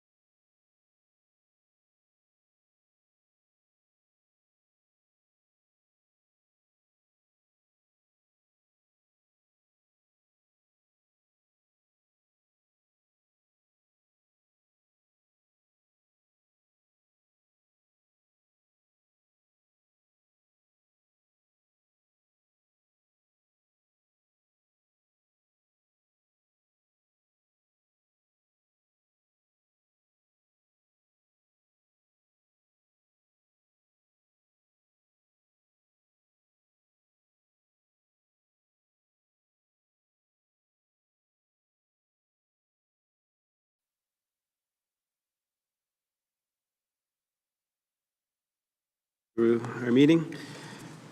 And continue on with our agenda, moving back to 8.2. We recessed to allow administration to write up an amended motion that more suits the conversation that council had around the table. Council, if you can see the motion is written up on the screen right now. Councilor Lowry, please. Thank you, Your Worship.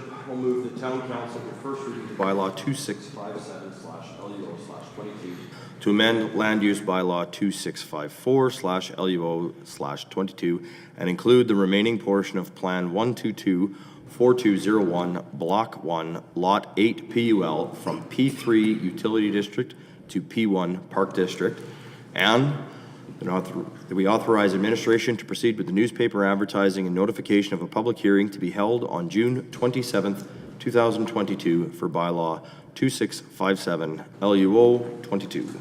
Okay, thank you. Members of council, we had a good conversation around the whole land use bylaw. Any questions, comments regarding the motion on the floor? Councilor Meyer? Thank you, Your Worship. And just a quick question in regards to the parks section of 8 Pole. If this on second and third reading fails to proceed, what happens to that designation, that park designation? It would obviously fail as well. All right, so Council Meyer, it will just if the motion is defeated at second or third reading, then it just reverts back to what it is currently zoned at PUL 3. Okay, because I wouldn't want to see that happen. If there would be an opportunity to split that additional piece of this motion off, would that be appropriate at second and third reading? Sorry, just to make sure that regardless of what happens to the northern half, that the southern half still gets the park designation. Okay, that was a good comment. I mean, we should ask that when we're having before we break. Administration. Your Worship,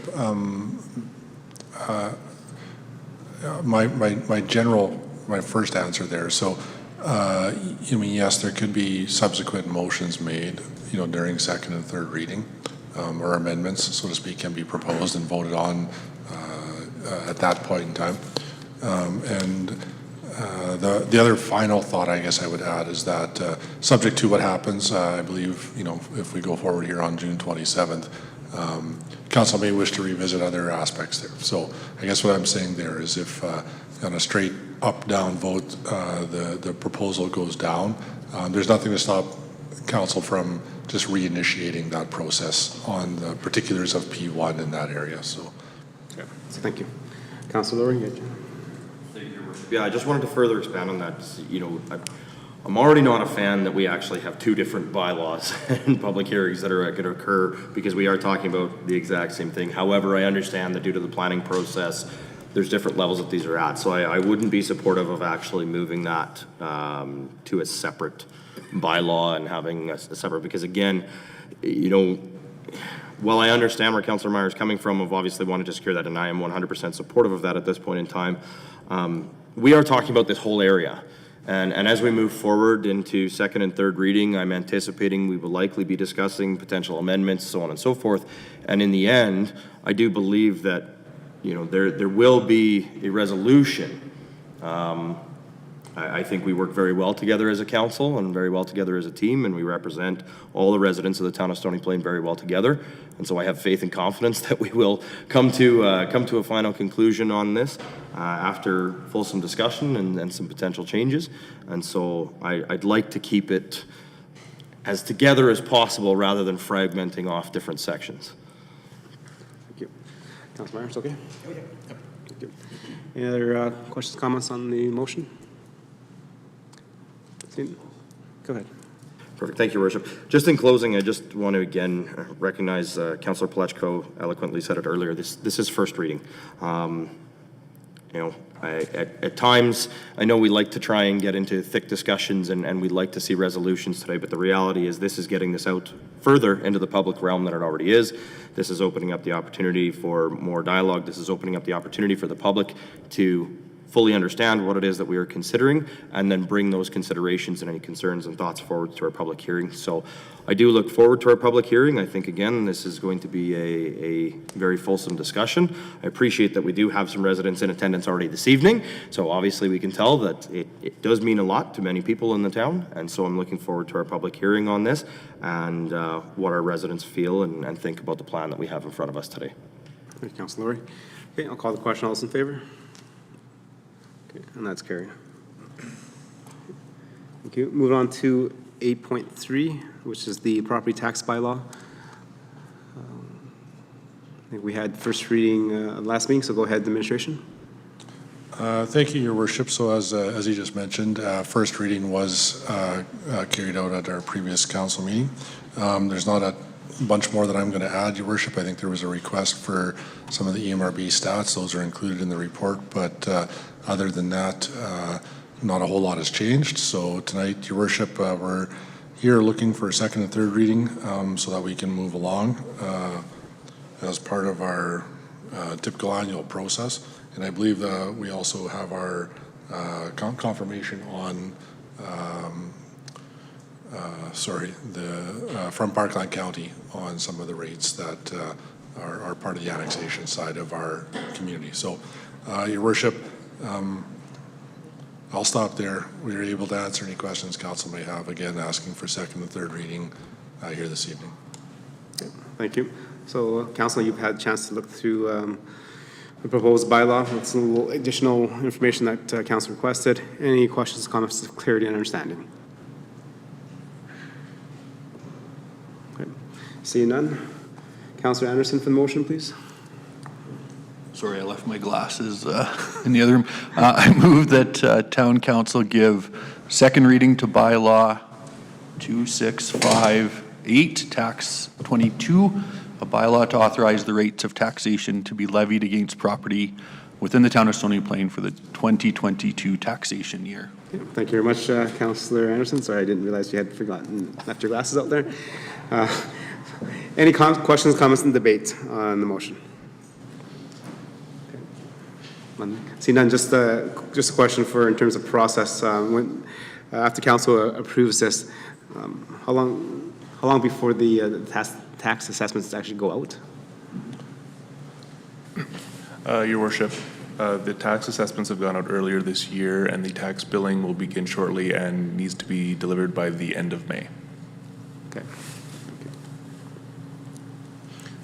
So end of May, so that means we're in good timing. Thank you. Okay, any other questions, comments? See none, I'll call the question. All those in favor? Okay, that is carried. Thank you, and that is completed. I'll move on to number 9, which is business items, is the land management. Sorry, Your Worship, we require a third reading. Do we? Oh yeah, I forgot that. That was second reading. All right, Councillor Meyer, go ahead. Yes, thank you, Your Worship. The Town Council give third reading to bylaw 2658/tax/22. Thank you. Any questions and debate on third reading?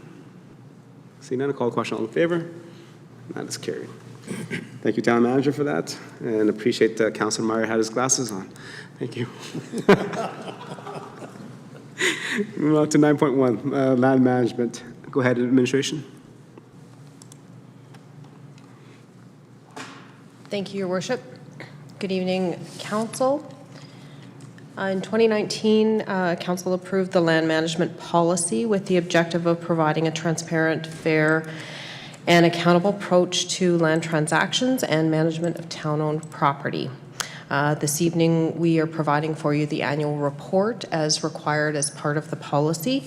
The report summarizes and includes any current surplus land holdings that the town has identified, any land to be declared surplus, any projected land requirements, as well as any land transactions that have occurred during the previous year. So this is a report that encompasses 2021, just for clarification for council. And beginning in your agenda package on 214, the land management the land inventory currently comprises 390 lots of property, which is approximately 447 hectares of land that is owned by the town. Each parcel of town-owned land can be searched and viewed through our website portal that I've got displayed on the screen this evening for council's information. And so for public transparency and clarity of the town-owned property that we have in our inventory. At this time, administration is not seeking to request any specific lands be declared surplus as part of this report. The town, just previous to this item on your agenda, the town is in the midst of considering redevelopment options for a portion of public utility lot as part of the proposed extension of South Park Drive.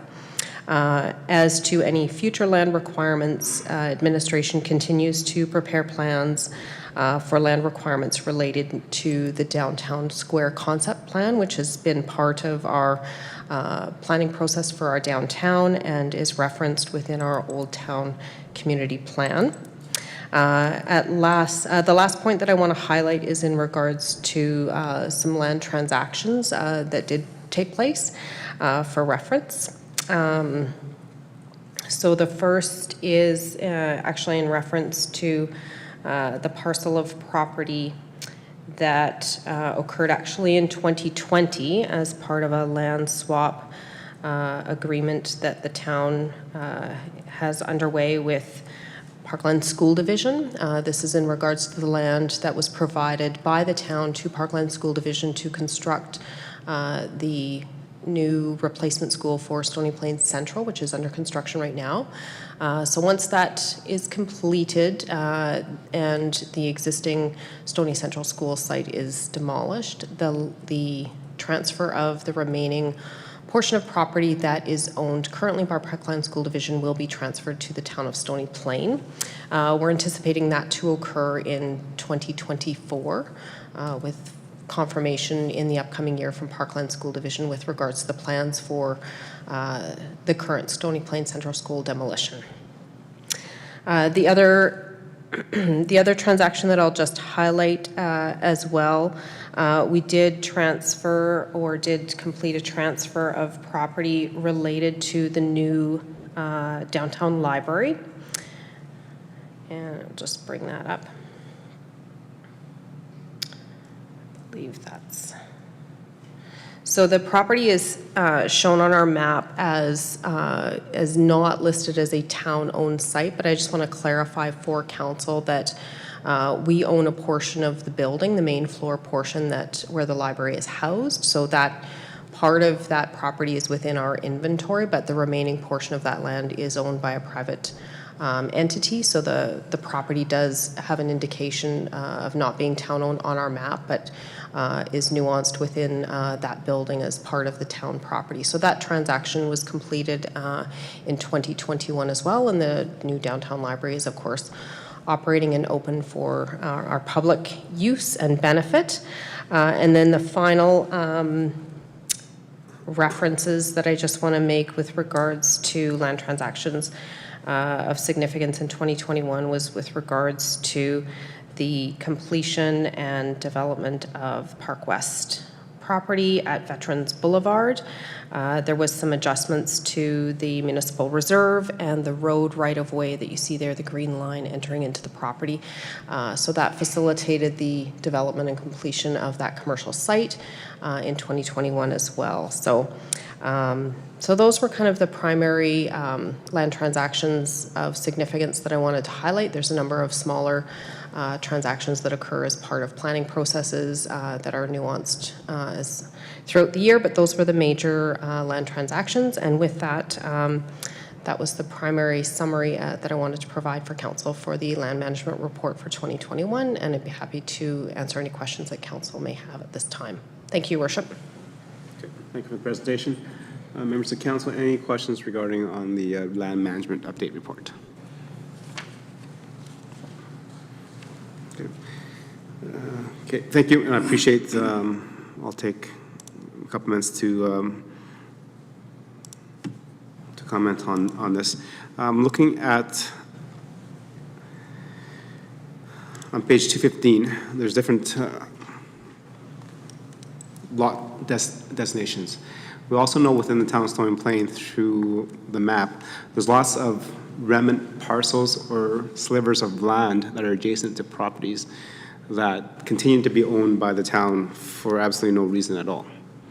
I know there's one down by 47th Avenue, there's a remnant that was supposed to be a pathway, where the pathway goes into a private property, which is no longer in use. So, but yet it's still on our books, so we haven't liquidated that.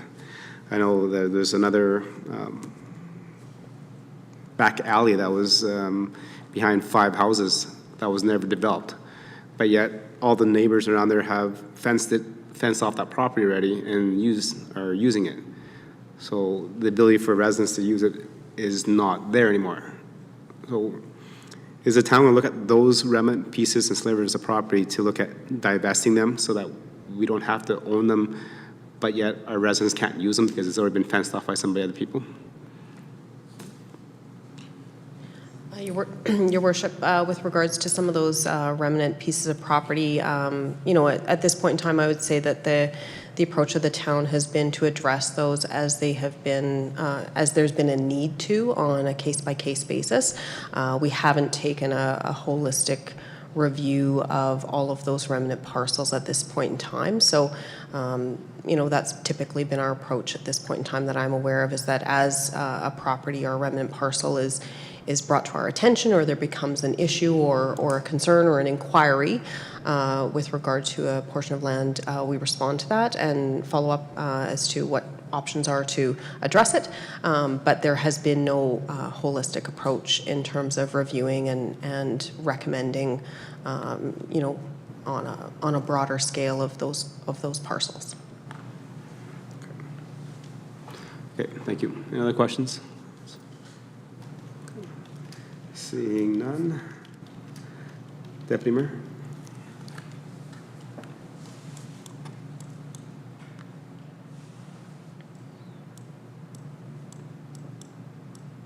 The town council accept the annual land management report for information. Members of council, any debate on the motion? Seeing none, call the question. All in favor? And that's carried. Okay, moving on to 9.2, which is the RCMP detachment final report. Go ahead, administration.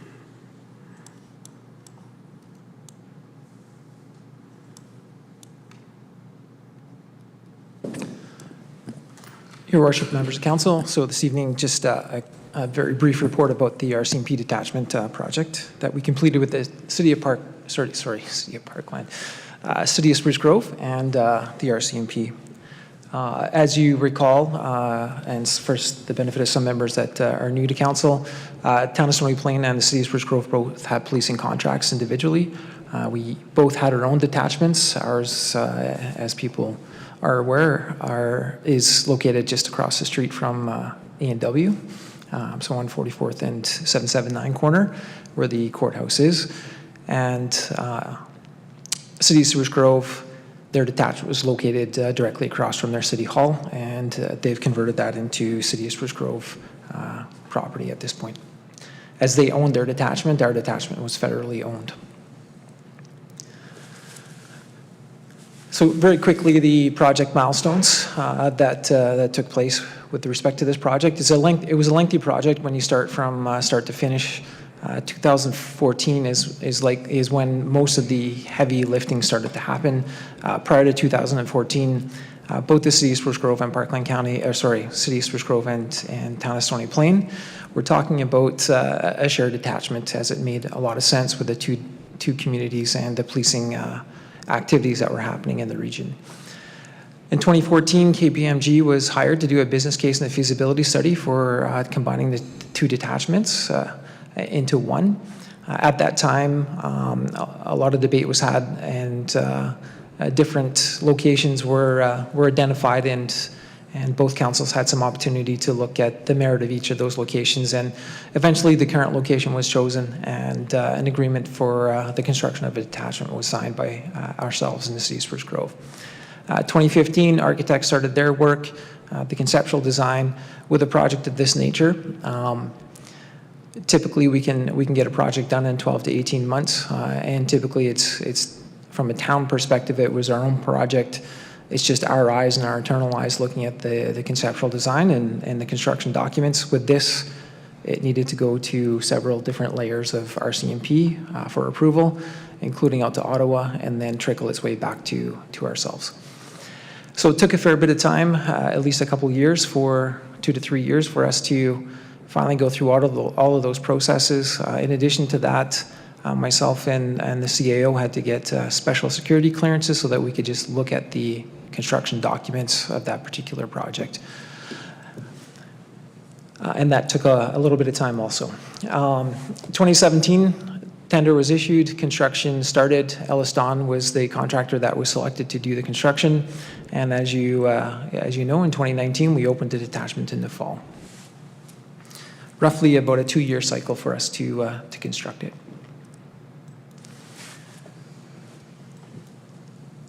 Really nice day for us when we opened the detachment. The estimated project cost when we went through the KPMG report was about $23 million to construct the project. Final completion of the project was in around just over $21 million. Town of Stony Plains total investment in the project, close to $9.7 million.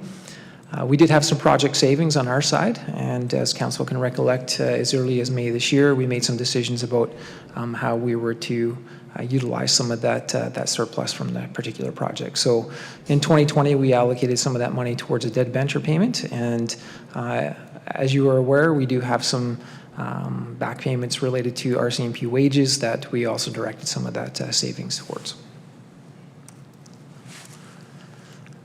Some of the benefits of the detachment really quickly. So as you can see on the left, that's a picture of one of the hallways within the detachment. There are several hallways in the detachment. We did a local call for pictures from residents, and as a hallway completes, we added some color and some pictures so that when members are walking through the detachment, it's not just a stark dark building. It actually provides a nice mental break from some of the stuff that they have to see and do and they're expected to do in their day-to-day duties. So we did add some features that gave them a bit of a reprieve from what they typically do on a day-to-day basis. Building has high ceilings. The spaces where people are working, generally speaking, has a lot of natural light, so it's a far improvement from the detachment that they once functioned out of in Stony Plain, and I would hazard a guess the same in the city of Spruce Grove. Other feature that we have on site is last year, as council was aware and took part in, the Alberta chapter of Mothers Against Drunk Driving put their Alberta provincial monument at that detachment. So annually they'll be unfortunately adding names to that monument, and they'll be doing a celebration for those that are unfortunately killed by impaired drivers. So nice feature for us to have at our detachment, and there's an annual visitation of that to that monument. And I believe people do go to that outside of that special time that's designated in the fall. Very briefly, Mr. Mayor, that's the presentation this evening. Okay. Thank you very much, members of council. Any questions for clear understanding to the general manager? Councilor Laurie. Thank you, Your Worship. Through you to the General Manager, I understand there have been discussions at the time about additional access roads into the Rcmp station, and I do know that there were some, I don't know whether you call them delays or just it didn't move along as quickly. I'm just wondering if we have any update on the current standing of that project and if there's any proposed timeline as to when we think those roads might be completed. Your Worship, through to Councilor Laurie, thank you. Definitely the city of Spruce Grove continues to pursue that opportunity. I think at the time that the detachment was built, there was a high potential of something to take place with respect to the development of those lands adjacent to the detachment, which would encourage a connector to 16A. At this time, that deal did not commence or move forward as quickly as they endeavored or believed it would, but the city of Spruce Grove still sees that as an important opportunity for another connector to 16A, and they will continue to explore that as the opportunity arises. From an RCMP operational perspective, it's not stopping that detachment from operating as effectively as it needs to operate. There was some concern or consideration around that conversation as the detachment was being constructed, but I've not had that brought to my attention from our inspector. That I think it would be a nice to have versus it's a necessary to have in order for them to conduct their business. Thank you. Any other questions? Okay. I have a question for administration. So based on the final report, it says that we came in under what we had budgeted for. So in terms of that, you also said that there was some cost savings for the community. Can administration provide where those extra dollars went to?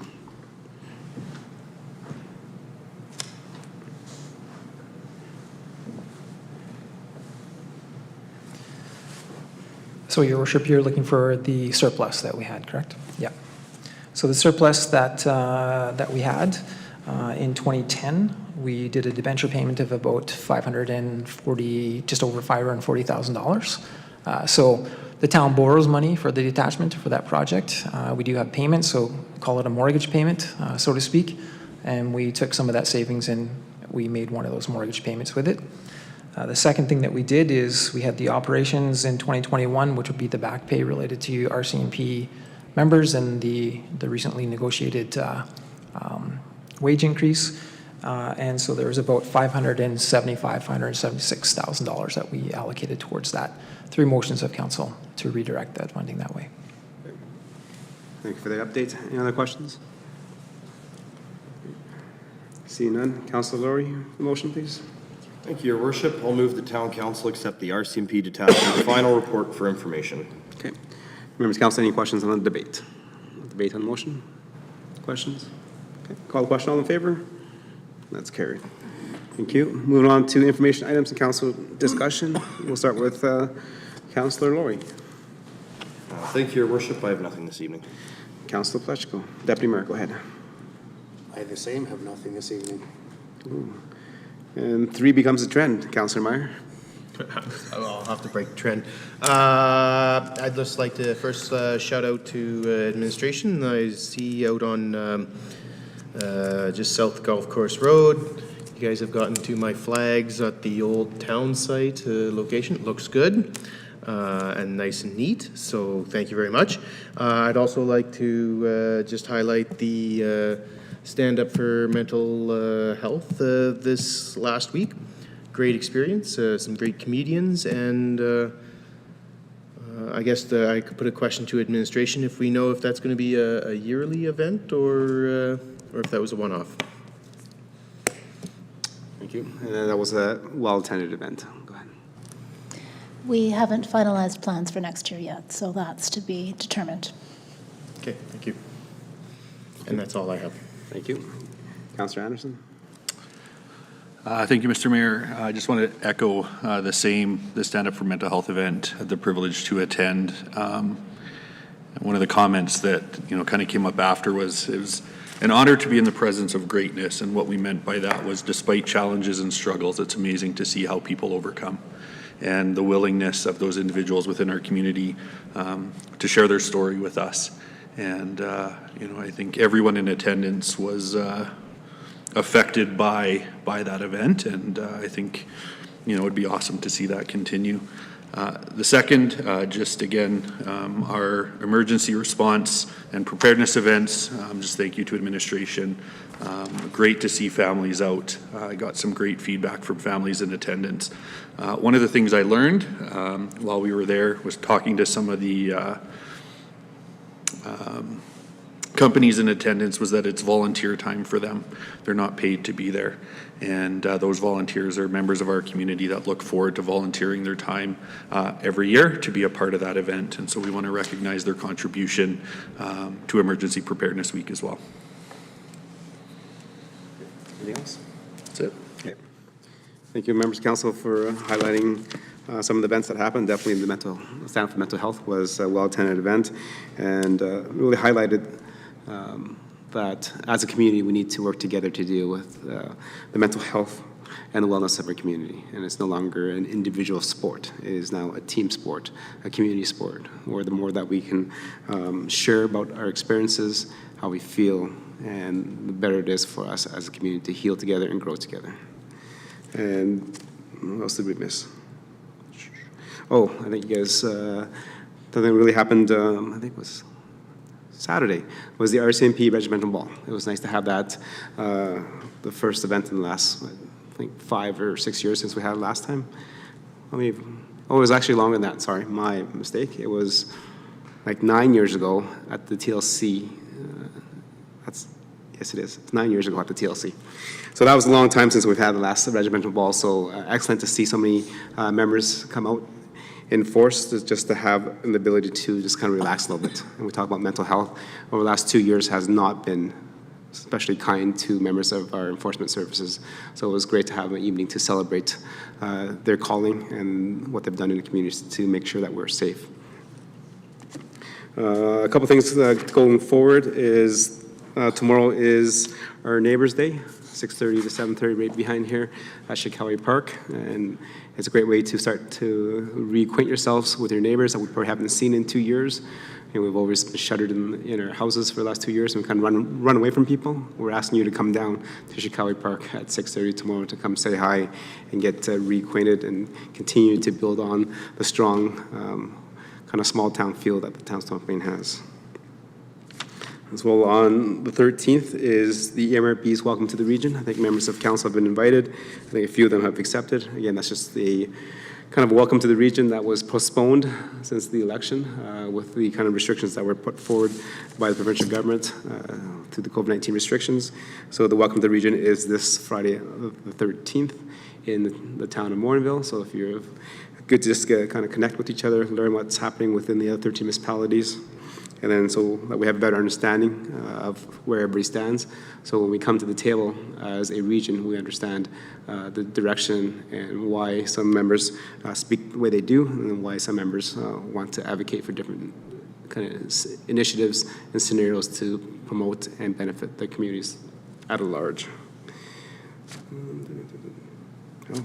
And 19, I forgot that. On May 19th, this is the best thing that's happened to my business in about 5 years, and that is the grand opening of Main Street. Yes, it has been a long project, but a worthy one, as we need to address a lot of the underground infrastructure. That takes a lot more time than just doing a kind of a facelift. So in the evening of 19th, I believe that administration has already blocked off 2 blocks, I think, maybe 3. But there'll be lots of activities and a little ribbon cutting to all the members of this council, previous councils, and our stakeholders that have been patient with us, diligent with us, and making sure that we work together as a Main Street community to have this project done so that we can now enjoy the benefits of that labor and the sacrifices that we made over the last 5 years. Okay. And with that, before we go into closed session, the members around this chambers will look a little bit different in the next little while as the person to my left. No, not you. And not you either. But the gentleman over there, our general manager of planning and infrastructure, will be leaving us. I believe this is his last public meeting with us, so just wanted to say on behalf of council and our residents, thank you very much for the work that you've done over the last little while. Definitely we've seen an improvement, and kind of our residents have noticed that the service levels can be maintained and improved over the last couple of years that you've been here. Hopefully that those foundations that you've laid for us will continue to benefit our community going forward. Mr. McKay, would like to make a few comments? Thank you, Your Worship. I always appreciate making public comments. I appreciate all the support of council, and I know the hardworking people here at the town. We appreciate the comments, and so do I. So all the best in the future. Thank you, Your Worship. Yeah, it certainly gives me both, I guess, some pleasure, but also some lamenting the fact that since he's on his way, this is his last meeting, I'm going to use his first name and not his title. Ian has been certainly a pleasure to work with over the course of the last 3.5 years. Your Worship. I know that both myself, other people in this organization, members of the leadership team, we all learned something from Mr. McKay during his time here. I also have always appreciated sometimes the general manager of planning and infrastructure has to give some hard answers to council, ones that may not be necessarily what council may want to hear, but often is what council needs to hear. And I have always respected and appreciated Mr. McKay's approach to public service. He works hard. He takes pride in what we do and what we are planning, and it's certainly been a great pleasure. And I have a great deal of respect for Mr. McKay. We wish him all the best on his camping and RVing adventures that he's got in front of him. He told us extensively about his dog Gordy and how Gordy is going to enjoy their road trips and whatnot this morning. So it's been a pleasure working with Ian, and Your Worship, straightforward, our community is better off having had Ian with us for the last 3.5 years. Thank you for those comments, and definitely all the policies and the studies that we've done to get our infrastructure ready to go to the next level and have that budget planning will definitely pay itself off in spades as we continue to mature. Okay, with that, looking at the agenda, are we at adjournment yet? No, we're not. Who added this? Number 12 is a closed item session. Again, this is the time where council goes into closed sessions to talk about things that are not privy to the public at this point in time. So the closed session is for council, and it is not recorded or live streamed for public viewing. If members of the public that are in the gallery or watching at home through the YouTube channel would like to know that to be informed when we come out of closed session, they can email our legislative services coordinator at legislative@stonyplain.com, or you can just leave your name with the recording secretary if you're in the building. Okay, so there's no motions made in closed session except for the motion to come out of closed session, and that will be recorded and the time stamped. And once that is done, we'll ask if anybody wants to come back before we adjourn. Okay. With that, we'll entertain a motion to go into closed session. Councillor Anderson. Thank you, Mr. Mayor. Move that Town Council move into closed session to discuss per FOIP Section 21, 12.1 Advocacy Plan Update. Okay. Thank you, Councilor Hanson. Before I call the vote, some members of administration and those that are watching, again, after I call the vote, we're just going to declare a nice about 10-minute recess so we can have the proper personnel in, and then at that time, we'll come back and start our closed session. Call the question. All in favor? Okay, that's carried. Okay, we'll recess for 10 minutes and everything.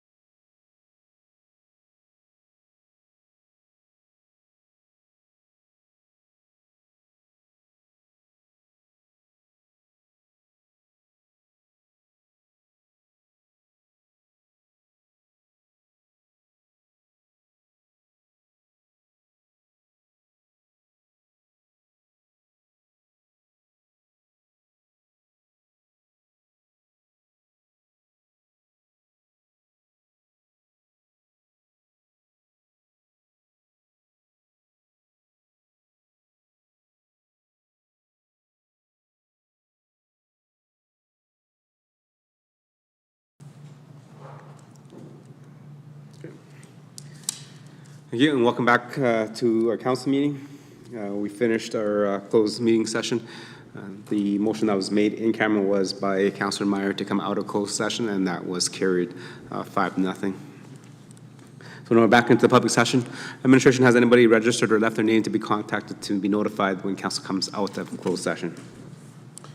Your worship, I have not been made aware of anyone that wishes to be present for the opening of this session. Okay, thank you. So then we move on to number 12, please, for the motion. Councillor Leschko, go ahead, Deputy Mayor. Yes, thank you, Your Worship. The Town Council accept the advocacy plan for information. Sure, thank you. Members of council, any questions, comments, and debate on the motion? Okay, see none, I'll call the question. All in favor? Okay, and that is carried. Thank you. With that, that hits number 12 on the agenda, and we are adjourned tonight. Thank you very much for watching. And definitely good work, gentlemen.